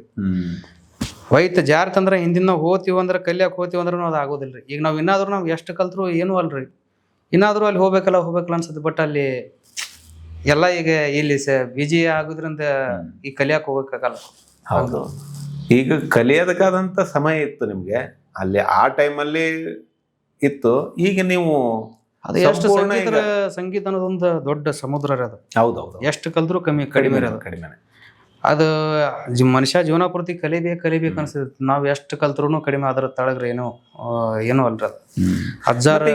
ಈಗ ಅಲ್ಲೆಲ್ಲ ಕಲ್ತು ಬೆಂಗಳೂರಿಗೆ ಬಂದ್ರಿ, ಈಗ ಏನೋ ಒಂದು ಅಚೀವ್ ಮಾಡ್ಬೇಕಂತ ಬೆಂಗಳೂರಿಗೆ ಬಂದ್ರಿ, ಮತ್ತೆ ವಾಪಸ್ಸು ಊರಿಗೆ ಹೋಗ್ತೀರಿ. ಯಾಕೆ ಬೆಂಗಳೂರಲ್ಲೇ ಸಾಧನೆ ಮಾಡ್ಬೋದಾಗಿತ್ತಲ್ಲ, ನೀವು ಮತ್ತೆ ಊರಿಗೆ ಯಾಕೆ ಹೋದ್ರಿ? ಊರಿಗೆ ಏನಾಯ್ತಂದ್ರೆ ಸರ್, ನಾನು ಇಲ್ಲೇ ಇದ್ದು ಅಚೀವ್ ಮಾಡ್ಬೋದಿತ್ತು ರೀ. ಯಾಕಂದ್ರೆ ಸಿಂಗರಾಗಿ ಸ್ವಲ್ಪ ಸಾಂಗ್ ಹಿಟ್ ಆಗಲತ್ತಿದ್ದು. ಬಿಜಾಪುರ ಬಸ್ ಸ್ಟ್ಯಾಂಡ್ ಹಂಗೆ ವರ್ಕ್ ಆಗಲತ್ತಿತ್ತು ಅದು. ಏನಾಯ್ತು ಬರ್ತಾ ರೆಕಾರ್ಡಿಂಗು ಸಣ್ಣ ಸಾಂಗ್ ಎಲ್ಲ ಜಾಸ್ತಿ ಬರ್ತಾ ಇದ್ರಿ. ಬರ್ತಾ ಏನಾಯ್ತು ಮನೆ ಕಡೆ ಹಿಂದೆ ಪ್ರಾಬ್ಲಮ್ ಸಿಕ್ಕಾಪಟ್ಟೆ ರೀ. ಓಕೆ. ಪ್ರಾಬ್ಲಮ್ ಸಾಲ ಅದು ಹೆವಿ ಐತ್ರಿ. ಅಲ್ಲಿ ಊರಾಗಿದ್ದಾಗಲೇ ನಾನೇ ಇಲ್ಲಂದ್ರೆ ಒಂದು 15-20 ಲಕ್ಷ ಸಾಲ ನಾನೇ ಮಾಡಿಬಿಟ್ಟಿದೆ. ಅವಾಗಲೇ ರೀ. ಅಂದ್ರೆ ಅದು ಇದು ಸಾಂಗಿಂಗ್ ಏನಾರು ಮಾಡ್ಬೇಕು ಹೊಸತನ ಅಂತೇಳಿ ಅದಕ್ಕೋಸ್ಕರನೇ ಸಾಲ ಮಾಡಿಬಿಟ್ಟಿದ್ರಿ. ಹಾಂ ರೀ. ಸಾಂಗ್ಸ್ಗಳಿಗೆ ಸಿಕ್ಕಾಪಟ್ಟೆ ದುಡ್ಡು ಹಾಕ್ಬಿಡೋ ಯಾವುದು ಎಲ್ಲ ಹಿಂಗೆ ಎಮರ್ಷನ್. ನಮಗೆ ಹಂಗೆ ಫಸ್ಟ್ ಈಗೆಲ್ಲ ಪರಿಚಯದಾರ ಅವಾಗ ಯಾರು ಇರ್ತಿಲ್ಲ ನಮ್ಗೆ. ಹೊಸತನ ಎಂಟ್ರಿ ಕೊಟ್ಟಂಗೆ ಯಾರದ ಏನಾರ ಮಾಡ್ಲಕ್ಕೆ ಹೋಗೋದು, ಅವ್ರು ನಮಗೆ ದುಡ್ಡು ತೊಗೊಂಡು ಆ ಕಡೆ ಹೋಗಿಬಿಡೋದು. ಆಮೇಲೆ ಹಂಗೆ ಮಾಡ್ಕೊತ ಒಂದು 19ರಾಗ ಒಂದು ಸಿನಿಮಾ ಮಾಡಕ್ಕಂತ ಹೋಗಿದ್ದಾರೆ ನಾನು. ಅಲ್ಲಿ ಸ್ವಲ್ಪ ಆ ಕಡೆ ಈ ಕಡೆ ಓಡಾಡಿ ಎಲ್ಲ ಹಿಂಗೆ ದುಡ್ಡು ಹಂಗೆ ಕಳ್ಕೊಂಡು ಬಂದೀವ್ರಿ. ಬಂದು ಅಂಥದ್ರಾಗ ಇದೊಂದು ಸಾಲ, ಆಮೇಲೆ ಮನೆ ಕಡೆ ಏನಾರ ಇನ್ನೆಲ್ಲ ಏನಾಯ್ತು ಹಾಡ್ನ್ಯಾಗಂತೂ ಎಲ್ಲ ಬರೀ ಇದನ್ನ ಆಲಾಯ್ತು. ಸಾಕಿನ್ನೆಲ್ಲ ಬಿಟ್ಟು ಸುಮ್ಮ ಹೊಲ್ದಾಗ ಮಾಡ್ಕೊಂತಿರ್ಬೇಕು ನಂಗೆ ಕ್ವಶನ್ ಬಂದ್ಬಿಡ್ತಾರೆ. ಓಕೆ. ಆಡೋದು ಬಿಡ್ಬೇಕಂದ್ರೆ ಏನೂ ಬೇಡ ಅಂತೇಳಿ. ಆ ಟೈಮ್ದಾಗ ಏನಾಯ್ತು, ಜಮೀನ್ದಾಗ ನೀರು ಇರಲಿಲ್ಲ ರೀ. ಬೋರ್ ಹೊಡೆದ್ರೆ ಏನೇ ನೀರಾದ್ರೆ ನಾ ಇನ್ನು ಹೊಲನ ಮಾಡ್ಕೊಂಡಿರ್ಬೇಕು, ಇನ್ನು ಎಲ್ಲಿ ಹೋಗೋದು ಬೇಡ ಅಂತೇಳಿ ಬಿಟ್ಟಿರಿ ನಾನು. ಓಕೆ. ಬಿಟ್ಟಿದೆ. ಅಂಥದ್ರಾಗ ಏನಾಯ್ತು ರೀ, 3-4 ಲಕ್ಷ ಖರ್ಚು ಮಾಡಿ ಬೋರ್ ಹಾಕಿವಿ. ಆ ಕಡೆ ಸಾಲ ಮಾಡಿ ನೀರು ಬೀಳಿಲ್ರಿ. ಅಲ್ಲಿ ಮತ್ತೆ ಉಲ್ಟಾ 4 ಲಕ್ಷ ಸಾಲ ಆಗ್ಬಿಡಿ. ಅದು ಏನಾಯ್ತು, ಮತ್ತು ಇನ್ನು ಏನು ಬಂದೀವಿ ಅಂದ್ರೆ ಬಿಡಬಾರ್ದಂತೇಳಿ ಮತ್ತೊಂದು 2 ಹಾಕಿದ್ವಿ. ಅಲ್ಲೇ 8-9 ಲಕ್ಷ ಸಾಲ ಆಗಿಬಿಡ್ತಾರೆ. ಓಕೆ. ಎಲ್ಲ ಆಮೇಲೆ ಬೇರೆ ದ್ರಾಕ್ಷಿ ಹಚ್ಚಿವಿ, ಅದು ಲಾಸ್. ಅದು ನಮಗೆ ಮೇಂಟೆನ್ಸ್ ಆಗಲಿಲ್ಲ, ಹಂಗೆಲ್ಲ ಹೋಗ್ಬಿಡ್ತಿರೋದು. ಬರ್ತಾ ಏನಾಯ್ತು, ಇನ್ನು ಮತ್ತೆ ಗತಿನೇ ಇಲ್ಲಲ್ರಿ. ಇನ್ನು ಬೇರೆ ಏನ್ರಿ ಮಾಡ್ಲಾಕ್ ಹೋಗ್ತೀವಿ, ಮತ್ತೆ 2-3 ವರ್ಷ ಹೋಗ್ಬೇಕು. ಈಗ ಆಲ್ಮೋಸ್ಟ್ ಇತ್ರಾಗ ಬಂದೀವಿ. ಏನು ಸಾಲ ಎಲ್ಲ ಸಿಕ್ಕಾಪಟ್ಟೆ ಆಗ್ಬಿಡ್ತು. ಇನ್ನು ಬ್ಯಾಡ, ಇದನ್ನ ರೂಟ್ ಹಿಡ್ಕೊಂಡು ಹೋಗ್ಬೇಕಂತೇಳಿ ಬಂದಿವ್ರಿ. ಬಂದ ಹಾಡುಗಳಿಗೆ ಅಷ್ಟೊತ್ತಲ್ಲಿ Bijapur bus stand song hit ಆಗ್ಬಿಡ್ತಾರೆ. ಅವು ಮತ್ತೆ ಡೇರಿಂಗ್ ಬರ್ತಾವು, ಏನೋ ಜನ ತಗೋತಾರ ನಮ್ಮನ್ನು ಅಂತೇಳಿ. ಓಕೆ. ಒಂದು ಮಾಡ್ಬೇಕಂತ ಮತ್ತೆ ಡೇರಿಂಗ್ ಬರ್ತಾರೆ ನನಗೆ. ಅವತ್ತು ತೊಗೊಂಡು ಹಂಗೆ ಸಾಂಗ್ಸ್ ಎಲ್ಲ ಆಡ್ಕೊಂತ ಬಂದೆ ರೀ. ಬರೋಟ್ಲೆ ಲಾಸ್ಟ್ 23ದಾಗ ರೀ ಆನಂದ್ ಆಡಿಯೋ ಸಾಂಗ್ ಬಂದಿದ್ದು ರೀ. ಒಂದು 20 ಸಾಂಗ್ ಇದ್ರು ಅವರು. ನಿಮಗೆ ಆಫರ್ ಬಂದಿತ್ತು? ಒಂದೇ ಇದರಲ್ಲಿ ಅದೇ ಲಾಸ್ಟ್ ನಾನು ಜಾಸ್ತಿ ಸಾಂಗ್ ಆಡಿದಂದ್ರೆ 2023ದಾಗ ರೀ. ಏನಾಯ್ತು, ಊರಿಗೆ ಹೋಗಿದ್ದೀರಿ. ಬರೋ ಮುಂದೆ ಒಟ್ಟ ನನಗೆ ಬರೋಕೆ ಆಗಬಲ್ದಾಗಿತ್ತು ರೀ ಬೆಂಗಳೂರಿಗೆ. ಅದು ಏನೋ ಗೊತ್ತಿಲ್ಲ, ಒಟ್ಟಲ್ಲಿ ಆ ರೆಕಾರ್ಡಿಂಗ್ ಮಾಡಕ್ಕೆ ನನಗೆ ಬೆಂಗಳೂರಿಗೆ ಬರೋಕೆ ಆಗವಲ್ದ್ರಿ. ಓಕೆ. ಏನು ಅದು ಮುಂದೆ ಕಾದಿತ್ತು ಅನ್ಕೋತ ಮನಸ್ಸಿನಾಗ ಅನಿಸ್ತಿತ್ತು. ಆದರೂ ಅವ್ರು 20ನೇ ತಾರೀಕು ಡೇಟ್ ಕೊಟ್ಟರು, 23ಕ್ಕೆ ಬಂದಿರಿ ನಾನು. ಏನಾಗದ ಅಲ್ಲಿ ಅಂತೇಳಿ ಬಂದೆ ರೀ ಆ ಸಾಂಗ್ ರೆಕಾರ್ಡ್ ಮಾಡಕ್ಕಂತೇಳಿ. ಹೋಗ್ಬೇಕಂತನೂ ಹೋಗೋಕ್ಕಾಗವಲ್ದು ನನಗೆ. ಓಕೆ. ಬೆಂಗಳೂರು ಬಂದ ಮೇಲೆ 23 ಅಂದ್ರೆ ಮತ್ತೆ ಮುಂದೆ 3 ದಿನ ಇಲ್ಲಿ ಟೈಮ್ ಗ್ಯಾಪ್ ತೊಗೊಂಡಿದ್ದಾರೆ. ನಾನು ಮುಂದೆ ಹಾಕ್ಬಿಟ್ರಿ ರೆಕಾರ್ಡಿಂಗ್ ಅವ್ರು. ಒಂದು ಹಾಕಿರು 29ನೇ ತಾರೀಕಿಗೆ 30ನೇ ತಾರೀಕಿಗೆ ರೆಕಾರ್ಡಿಂಗ್ ಆಯ್ತು ಅನಿಸ್ತದೆ 23 ಮೇ 30 ರೀ. ಓಕೆ 30 29-30 ರೆಕಾರ್ಡ್ ಆತ್ರಿ. ಅವತ್ತೇನಾಯ್ತು ರೀ, ಒಂದು ನೈಟ್ದಾಗ 20 ಸಾಂಗ್ ಆಡಿ ನಾನು ಅದ್ರನ್ನ. ಒಂದು ನೈಟ್ದಾಗ 20 ಸಾಂಗ್. 20 ಸಾಂಗ್. ಓಕೆ. ನಮ್ಮ ನೈಟ್ 7 ಗಂಟೆಯಿಂದ ಬೆಳಗ್ಗೆ 6-7 ಗಂಟೆವರೆಗೂ 20 ಸಾಂಗ್ ಆಡೀನಿ ರೀ ಅದು. ಓ, ಅದೇ ಲಾಸ್ಟ್ ರೆಕಾರ್ಡಿಂಗ್ ರೀ. ಈ ಕಡೆ ಲಾಸ್ಟ್ ಸಾಂಗ್ ರೆಕಾರ್ಡ್ ಮಾಡ್ತಿದ್ನಿ, ಈ ಕಡೆ ನಮ್ಮ ಫಾದರ್ ಎಕ್ಸ್ಪೈರ್ ಆಗಿಬಿಟ್ರಿ. ಅಯ್ಯೋ, ಡೆತ್ ಆಗಿಬಿಟ್ರಿ. ಓಹೋ. 7 ಗಂಟೆಗೆ ಇದನ್ನ ಬತ್ತಿರೋದು. ಮರಟ್ಲೆ ಅವ್ರು ಈ ಕಡೆ ಎಕ್ಸ್ಪೈರ್ ಆಗ್ಯಾರ, ಈ ಕಡೆ ನನ್ನ ಸಾಂಗ್ 20 ಸಾಂಗ್ ಕಂಪ್ಲೀಟ್. ನಮ್ಮ ಫಾದರ್ದು ಏನೈತ್ರಿ, ಬೆಂಗಳೂರಿಗೆ ಅವ್ರು ಬೆಂಗಳೂರು ಬರೋರು ಇದ್ರು ನನ್ನ ಜೊತೆ. ಅದ ಟೈಮ್ 23 ಬನ್ನಿಲ್ರಿ, ಅವಾಗ ಅವ್ರು ಬೆಂಗಳೂರಿಗೆ ಬರೋರು ಇದ್ರಿ. ಅವ್ರು ಏನೋ ಇದರಿಂದ ನಾ ಬರೋಕ್ಕಾಗಲ್ಲ, ಮತ್ತೆ ನೆಕ್ಸ್ಟ್ ಟೈಮ್ ಬರ್ದು ಹೋಗತ್ತಂದ್ರಿ ಅವ್ರು. ಅದೇ ಲಾಸ್ಟ್ ಮಾತು ರೀ. ಅದಾದ್ಮೇಲೆ ಹಂಗೆ ಆದರೂ ಅವ್ರನ್ನ ಕರ್ಕೊಂಡು ಬರ್ತನಂದ್ರೆ ಕರ್ಕೊಂಡು ಹೋಗ್ಬೇಕಂತ ನಂದಿದ್ರಿ. ಅವ್ರು ಬರಲಿಲ್ಲ, ಎಷ್ಟು ಒತ್ತಾಯ ಮಾಡ್ರು ಬರಲಿಲ್ಲ ರೀ.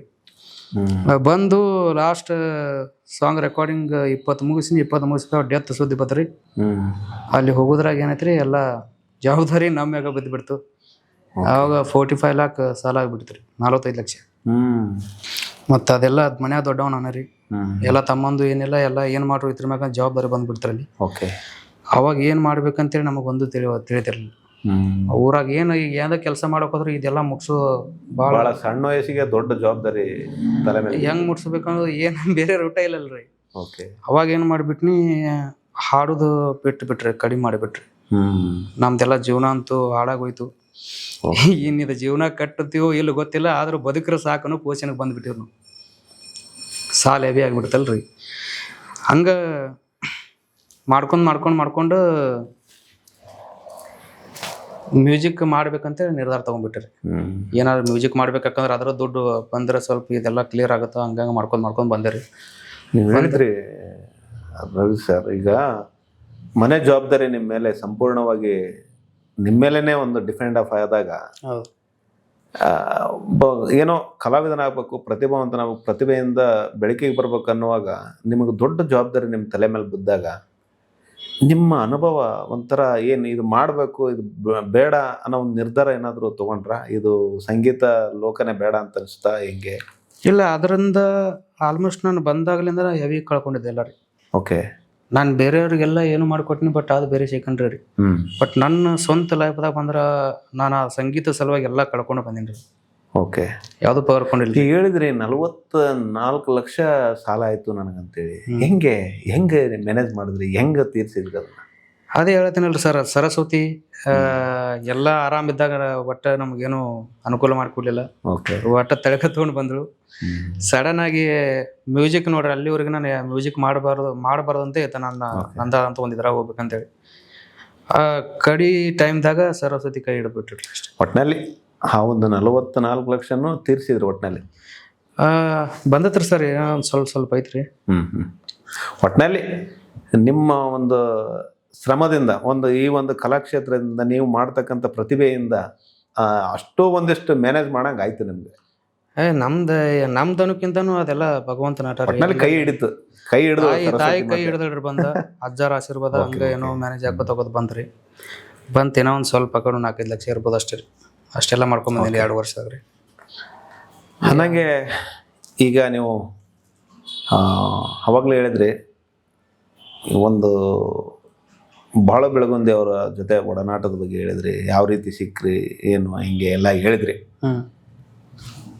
ಈ ರೀತಿ ಒಂದು ಪ್ರತಿಭಾವಂತರ ಒಂದು ಸ್ನೇಹ ಬಳಗ ನಿಮ್ಮದು. ಇನ್ನೂ ಬೇರೆ ವೆರೈಟಿ ಕೊಡಬೇಕು, ಇನ್ನೂ ಏನೋ ಮಾಡ್ಬೇಕನ್ನೋ ಒಂದು ಒಳಗಡೆ ತುಡಿತ ಇದ್ದೇ ಇರ್ತದೆ ಇವಾಗಲೂ ಕೂಡ. ಆ ಥರ ಯಾರ ಜೊತೆ ಮಾಡ್ಬೇಕಂತಿದೆ ಈಗ? ಯಾರ ಜೊತೆನೂ ಎಲ್ಲ ಫ್ರೆಂಡ್ಸ್ಗಳ ರೀ, ಎಲ್ಲ ಒಳ್ಳೆ ಸ್ನೇಹಿತರು, ಎಲ್ಲರಿಗೂ ಮಾಡ್ಲೇಬೇಕ್ರಿ. ಒಬ್ಬೊಬ್ಬರಿಗೆ ಅಂತ ಏನಕ್ಕಂದ್ರೆ ಎಲ್ಲ ಒಟ್ನಲ್ಲಿ ಮಾಡ್ಲೇಬೇಕು. ಯಾರು ಬಂದ್ರು ಕೂಡ ನೀವು ಅವ್ರ ಜೊತೆ ಒಂದು ಸ್ನೇಹ ಬಳಗದ ಜೊತೆ ಸೇರ್ಕೊಂಡು ಅವ್ರ ಜೊತೆ ಸೇರ್ಕೊಂಡು ಹೊಸಬ್ರು ಇದ್ರು ಕೂಡ ನೀವು ಹಾ ರೀ ಮಾಡ್ಲೇಬೇಕ್ರಿ. ನನ್ ಕೆಲಸ ಅಲ್ರಿ ಅದ, ನಾವು ಅದಕ್ಕೆ ಮೋಸ ಮಾಡ್ಬಾರ್ದು. ಕೆಲವೊಬ್ರು ಇರ್ತಾರೆ ನಾವು ಇವ್ರಿಗೆ ಮಾಡ್ಬೇಕು ಹಿಂಗೆ ಇಷ್ಟೇ ಬಾರ್ಡರ್ ಅಂತ ಹಾಕೊಂಡ್ಬಿಟ್ಟಿರ್ತಾರೆ, ಹಂಗೇನಿಲ್ಲ ನಿಮ್ದು.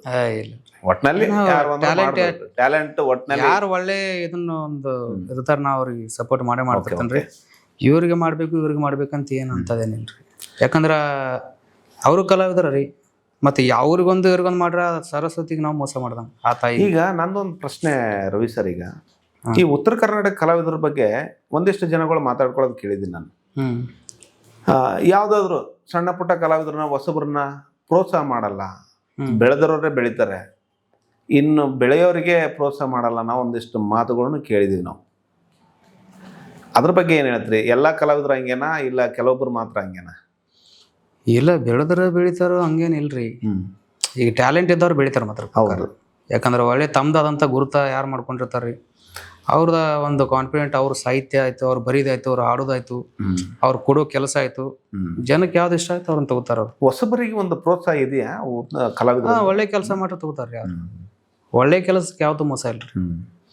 ಅಲ್ಲ, ನಾನು ಹೇಳೋದೇನಂದ್ರೆ ಈ ಕಲಾವಿದರು ಬೆಳೆದಿರೋ ಕಲಾವಿದರು, ಈ ಉತ್ತರ ಕರ್ನಾಟಕದಲ್ಲಿ ಬೆಳೆದಿರೋ ಕಲಾವಿದರು, ಈ ಗುರ್ಸ್ಕೊಂಡಿರ್ತಕ್ಕಂಥ ಕಲಾವಿದರು ಹೊಸಬರಿಗೆ ಪ್ರೋತ್ಸಾಹ ಮಾಡ್ತಾರ ಅಂತ. ಅಂದ್ರೆ ನೀವು ಕೆಲವೊಂದು ಇತ್ತೀಚೆಗೆ ಒಂದು ಟ್ರೆಂಡ್ ಸೃಷ್ಟಿಯಾಗಿದೆ. ಈಗ ಯಾರ್ದಾದ್ರು, ಈಗ ರವಿ ಬೀಳೂರ್ ಅವರು ಪರಶುರಾಮ್ ಏನಾದ್ರು ಮಾಡಿದಾನೆ ಅಂತಂದ್ರೆ ಅದು ನಿಮ್ಮ ಸ್ಟೇಟಸ್ಗೆ ಹಾಕೊಂಡ್ರೆ, ನಿಮ್ಮ ಸ್ಟೋರಿಗೆ ಹಾಕೊಂಡ್ರೆ ಈಗ 4 ಜನಕ್ಕೆ ರೀಚ್ ಆಗುತ್ತೆ. ಈ ತರದ್ದು ಹೊಸಬರಿಗೆ ಏನಾದ್ರು ಪ್ರೋತ್ಸಾಹ ಮಾಡ್ತಾರ ಅಂತ? ಇದಾದ್ಮೇಲೆ ಅವ್ರಿಗೆ ಬಿಟ್ಟಿದ್ರೆ ಅವ್ರವ್ರ ವೈಯಕ್ತಿಕ ವಿಚಾರಗಳು ಆಲ್ಮೋಸ್ಟ್. ಯಾಕಂದ್ರೆ ರೀಸೆಂಟ್ ಆಗಿ ಕೇಳಿದೆ ರವಿ ಸರ್, ಈಗ ಒಬ್ಬೊಬ್ರು ಹೇಳ್ತಿರ್ತಾರೆ, ನಮ್ಮದೊಂದು ಇದು ಹಾಕೊಂಡ್ರೆ ಹಾಕೊಳ್ಳಿಲ್ಲ, ಅವನ್ದೇನು ಹೇಳ್ತಿ, ಅವನ ಬಗ್ಗೆ ಏನು ಹೇಳ್ತಿ, ಈ ಥರದ್ದೆಲ್ಲ ನಾವು ಒಂದಿಷ್ಟು ಕೇಳಿದ್ದೀವಿ. ಆ ವಿಚಾರವಾಗಿ ನಾನು ನಿಮಗೆ ಕೇಳಿದೆ. ಅದು ಹೆಂಗಿರುತ್ತೆ, ಅದು ಅವರು ಬ್ಯುಸಿ ಆಗಿಬಿಟ್ಟಿರ್ತಾರೆ. ಟೈಮ್ ಎಲ್ಲಿ ಏನು ಮಾಡ್ಬೇಕಂತಾನೆ ಗೊತ್ತಾಗಲ್ಲ. ಈಗ ನಾವು ಎಕ್ಸಾಂಪಲ್ ಈಗ ಏನೋ ಬಂದಿರ್ತಾವಂದ್ರೆ ನಾವು ಮೊಬೈಲ್ ತೆಗೆದಿಟ್ಟು ಬಂದ್ಬಿಟ್ಟಿರ್ತೀವಿ ವರ್ಕ್ ಮೇಲೆ. ಅವ್ರು ನೋಡಿರಲ್ಲ ಅಲ್ಲಿ, ಅವ್ರು ನಾವೇನು ಮಾಡಿರ್ತೀವಿ ಅವ್ರಿಗೆ ಗೊತ್ತಿರಲ್ಲ, ಅವ್ರು ಏನು ಕೆಲಸ ಕಚ್ಚಿರ್ತಾರ ನಮಗೆ ಗೊತ್ತಿರಲ್ಲ. ಈಗ ನಾವು ವರ್ಕ್ ಮೇಲೆ ಬಂದಾಗ ಸೈಲೆಂಟ್ ಇಟ್ಟು ನಾವು ಮೊಬೈಲ್ ಇಟ್ಟು ಬಂದಿರ್ತೀವಿ ಅಂದಾಗ ಅವ್ರು ತಿಳ್ಕೊಳ್ಳೋದು ಬೇರೆ ತಿಳ್ಕೊಂಡ್ಬಿಡ್ತಾರೆ ಅಲ್ಲಿ. ಆದರೂ ನನಗನ್ಸುತ್ತೆ ಕಲಾವಿದರಿಗೆ ಹಳಬರು, ಈಗ ನಾವು ಗುರುರಾಜ್ ಹೊಸಕೋಟೆ ಅವ್ರನ್ನ ತಗೊಳ್ಳೋದಾದ್ರೆ ಜಾನಪದ ದಿಗ್ಗಜರು, ಅವರು ಮಹಾನ್ ಕಲಾವಿದರು. ಹೌದು. ಅವರು ನಾನು ನೋಡ್ದಂಗೆ ಅವರು ಒಡನಾಟದಲ್ಲಿ ನಾವು ಇದ್ದೀವಿ ಕೂಡ. ಅವರು ಎಷ್ಟು ಹೊಸಬರಿಗೆ ಪ್ರೋತ್ಸಾಹ ಮಾಡ್ತಾರೆ ಅಂದ್ರೆ ಎಂಥವ್ರಿಗೆ ಹೆಂಗ್ ಬಂದ್ರು ಪ್ರೋತ್ಸಾಹ ಮಾಡ್ತಾರೆ. ಹೌದೌದು. ಅವ್ರ ತರ ಪ್ರೋತ್ಸಾಹ ಮಾಡೋದು ನಾನು ಇವತ್ತಿಗೂ ಯಾರನ್ನು ನೋಡ್ಲಿಲ್ಲ ರವಿ ಸರ್. ಇಲ್ಲ, ಅವರು ಹಂಗ ಅವ್ರ ದೊಡ್ಡ ಮಟ್ಟ ಅವ್ರ ಗುಣ ಐತೆ ನೋಡಿ, ಅವ್ರು ದೊಡ್ಡ ಮಟ್ಟಕ್ಕೆ ಬೆಳೆದಾರೆ. ಯಾಕಂದ್ರೆ ನಾನು ಇತ್ತೀಚೆಗೆ ನೀವು ಹೋಗಿ ಏನೇ ಕೇಳ್ರಿ, ನನ್ನೊಂದು ಬರ್ತ್ಡೇ ಎಷ್ಟೋ ಜನ ನೋಡ್ತಿರ್ತೀನಿ. ನಾನು ಬರ್ತ್ಡೇ ಒಂದು ವಿಡಿಯೋ ಮಾಡಿಕೊಳ್ದೆ, ಅವ್ರಿಗೆ 80 ಏಜ್ ಅಲ್ಲೂ ಕೂಡ ಅವರು ಯಾರಿಗೂ ಇಲ್ಲ ಅಂದ ಶಬ್ದನೇ ನಾನು ಕೇಳಲಿಲ್ಲ. ಅವ್ರ ಎನರ್ಜಿ ಹಂಗೆಲ್ಲ ಯಾರಾತಾರೆ. ಮತ್ತೆ ವೇದಿಕೆ ಮೇಲೆ ನಿಂತರು ಕೂಡ ಅಷ್ಟೇ, ಅವರು ಅಷ್ಟೊಂದು ದೊಡ್ಡ ಧ್ವನಿ, ಸಿಂಹಗರ್ಜನೆ ಧ್ವನಿ ಅದು. ಹೌದೌದು. ಅಂತ ಒಂದು ದೊಡ್ಡ ಧ್ವನಿನ ಇವತ್ತಿಗೂ ಇಂಥ ಒಂದು ಇಳಿ ವಯಸ್ಸಿನಲ್ಲಿ ಅಷ್ಟು ಗರ್ಜಿಸ್ತಾರೆ ಅವ್ರ ವೇದಿಕೆ ಮೇಲೆ. ಅವರು ಒಂದು ಹಾಡ ಕೇಳೋದಕ್ಕೆ ಜನಸಾಗರನೇ ನೆರೆದಿರ್ತದೆ ಅಲ್ಲಿ. ಇಲ್ಲ, ಅವ್ರ ಸಾಹಿತ್ಯಗಳು ಭಾಳ, ಅವ್ರು ಒಂದೊಂದು ತಾಸು 1 ಅವರ್ ಗಟ್ಲೆ, 1 ತಾಸು ಅದು ಏನು ಅಣ್ಣ ತಮ್ಮ ಅದೆಲ್ಲ ಸಾಂಗ್ಗಳು ಕೇಳಿದ್ರ ಅದು ನೀವು ಎಲ್ಲಿ ಡೈವರ್ಟ್ ಆಗಕ್ಕೆ ಸಾಧ್ಯನೇ ಇಲ್ಲ. ಅದ್ರ ಮೇಲೆನೆ ಹೋಗ ಸುಮ್ನೆ ಒಂದು ಕುಂತ ನಿದ್ದೆ ಮಾಡ್ದೆ ಕೇಳ್ತಾನ ಆ ಮನುಷ್ಯ. ಅದು ಅವ್ರ ಅಪ್ಪಾಜಿಯವ್ರ ಸಾಂಗ್ ಒಂದು ಗುರುರಾಜ್ ಹೊಸಕೋಟೆ ಅಪ್ಪಾಜಿಯವ್ರ ಸಾಂಗ್ ರೀ. ನಮ್ಮ ಅಪ್ಪಾಜಿಯವರು ಡೈಲಿ ಹಾಕೋರು. ಏನೇನು ನಾನು ಅಬ್ಸರ್ವ್ ಮಾಡ್ತಿಲ್ಲ, 1 ಅವರ್ ಗಟ್ಲೆ ಆ ಸಾಂಗ್ ಪ್ಲೇ ಆಗೋದು. ನಾವು ಅದ್ರ ಸಾಹಿತ್ಯ ಕಡೆ ಅಬ್ಸರ್ವ್ ಮಾಡಿಲ್ಲ, ನಾವೇನು ಕಾಲೇಜ್ ಟೈಮ್ದಾಗ ರೀ. ಏನಿರ್ಬೋದು ಅಂತೇಳಿ ನಾನು ಒಂದ್ 2 ಸಾರಿ ಕೇಳಿದಾಗ ಸಾಂಗ್ ಕೇಳ್ಕೋತ ಹೋದ್ರೆ ಹಂಗೆ ಮುನಿಸ್ಬಿಡದ್ರ ಅದ ಸ್ಟೋರಿ. ಅಷ್ಟು ನೀಟಾಗಿ ಅವರು ಸ್ಟೋರಿ ಅರ್ಥಗಂಭೀರವಾಗಿ ಸ್ಟೋರಿ ಇರ್ತಾರೆ. ಗಂಭೀರ ಜೊತೆಗೆ ಅವರು ಅರ್ಥಪೂರ್ಣವಾಗಿ ಒಂದು ಸಾಂಸಾರಿಕವಾಗಿ ಒಂದು ಏನು ಹಾಗು ಹೋಗ್ತಕ್ಕಂಥ ವಿಚಾರಗಳು, ಅತ್ತೆ ಸೊಸೆ, ತಂದೆ ತಾಯಿ, ಮಕ್ಕಳ ಬಾಂಧವ್ಯ, ಈ ಸೊಸೆಗಳು ನಡಿಯಕ್ ಬರ್ತಕ್ಕಂಥ ಸೊಸೆಂದ್ರ ಬಗ್ಗೆ ಅರ್ಥಪೂರ್ಣವಾಗಿ, ಅಂದ್ರೆ ಸಾಂಸಾರಿಕವಾಗಿ ಬಹಳಷ್ಟು ಸಾಹಿತ್ಯಗಳು ಇದಾವೆ ಅವರು ಎಲ್ಲ. ಅವ್ರ ಹಾಡುಗಳು ಹೆಂಗಂದ್ರ ರೀ, ಇವಾಗ ನಾವು ನಿಜ ಜೀವನದಾಗ ಏನ್ ನಡೀತಿದ್ದಲ್ಲ, ಒಂದು ಅವರಿಂದ ಕಲಿಯಾಕ ಬಹಳ ಸಿಗತ್ರಿ ಜನ. ಅವ್ರ ಹಾಡುಗಳಿಂದ ಒಂದು ತಂಗಿ ಅಂದ್ರೆ ಹೆಂಗಿರ್ಬೇಕು, ಅಣ್ಣ ತಮ್ಮ ಅಂದ್ರೆ ಹೆಂಗಿರ್ಬೇಕು, ಹೌದೌದು, ತಾಯಿನ ಹೆಂಗ್ ನೋಡ್ಬೇಕು, ತಾಯಿನ ಯಾವ ಥರ ಇರ್ಬೇಕು ಆ ಥರ ಹಾಡುಗಳು ಅವ್ರು ಭಾಳ ಚಂದ್ರ ಅವರು. ಓಕೆ. ಅದ್ರನ್ನ ಕೇಳಿದ್ರನ ಸಾಕು ಮನುಷ್ಯ ಜೀವನ ಪಾಠ ಎಲ್ಲ ಓದಂಗ ಹ್ಮ್ ಅವ್ರ ಹಾಡುಗಳು.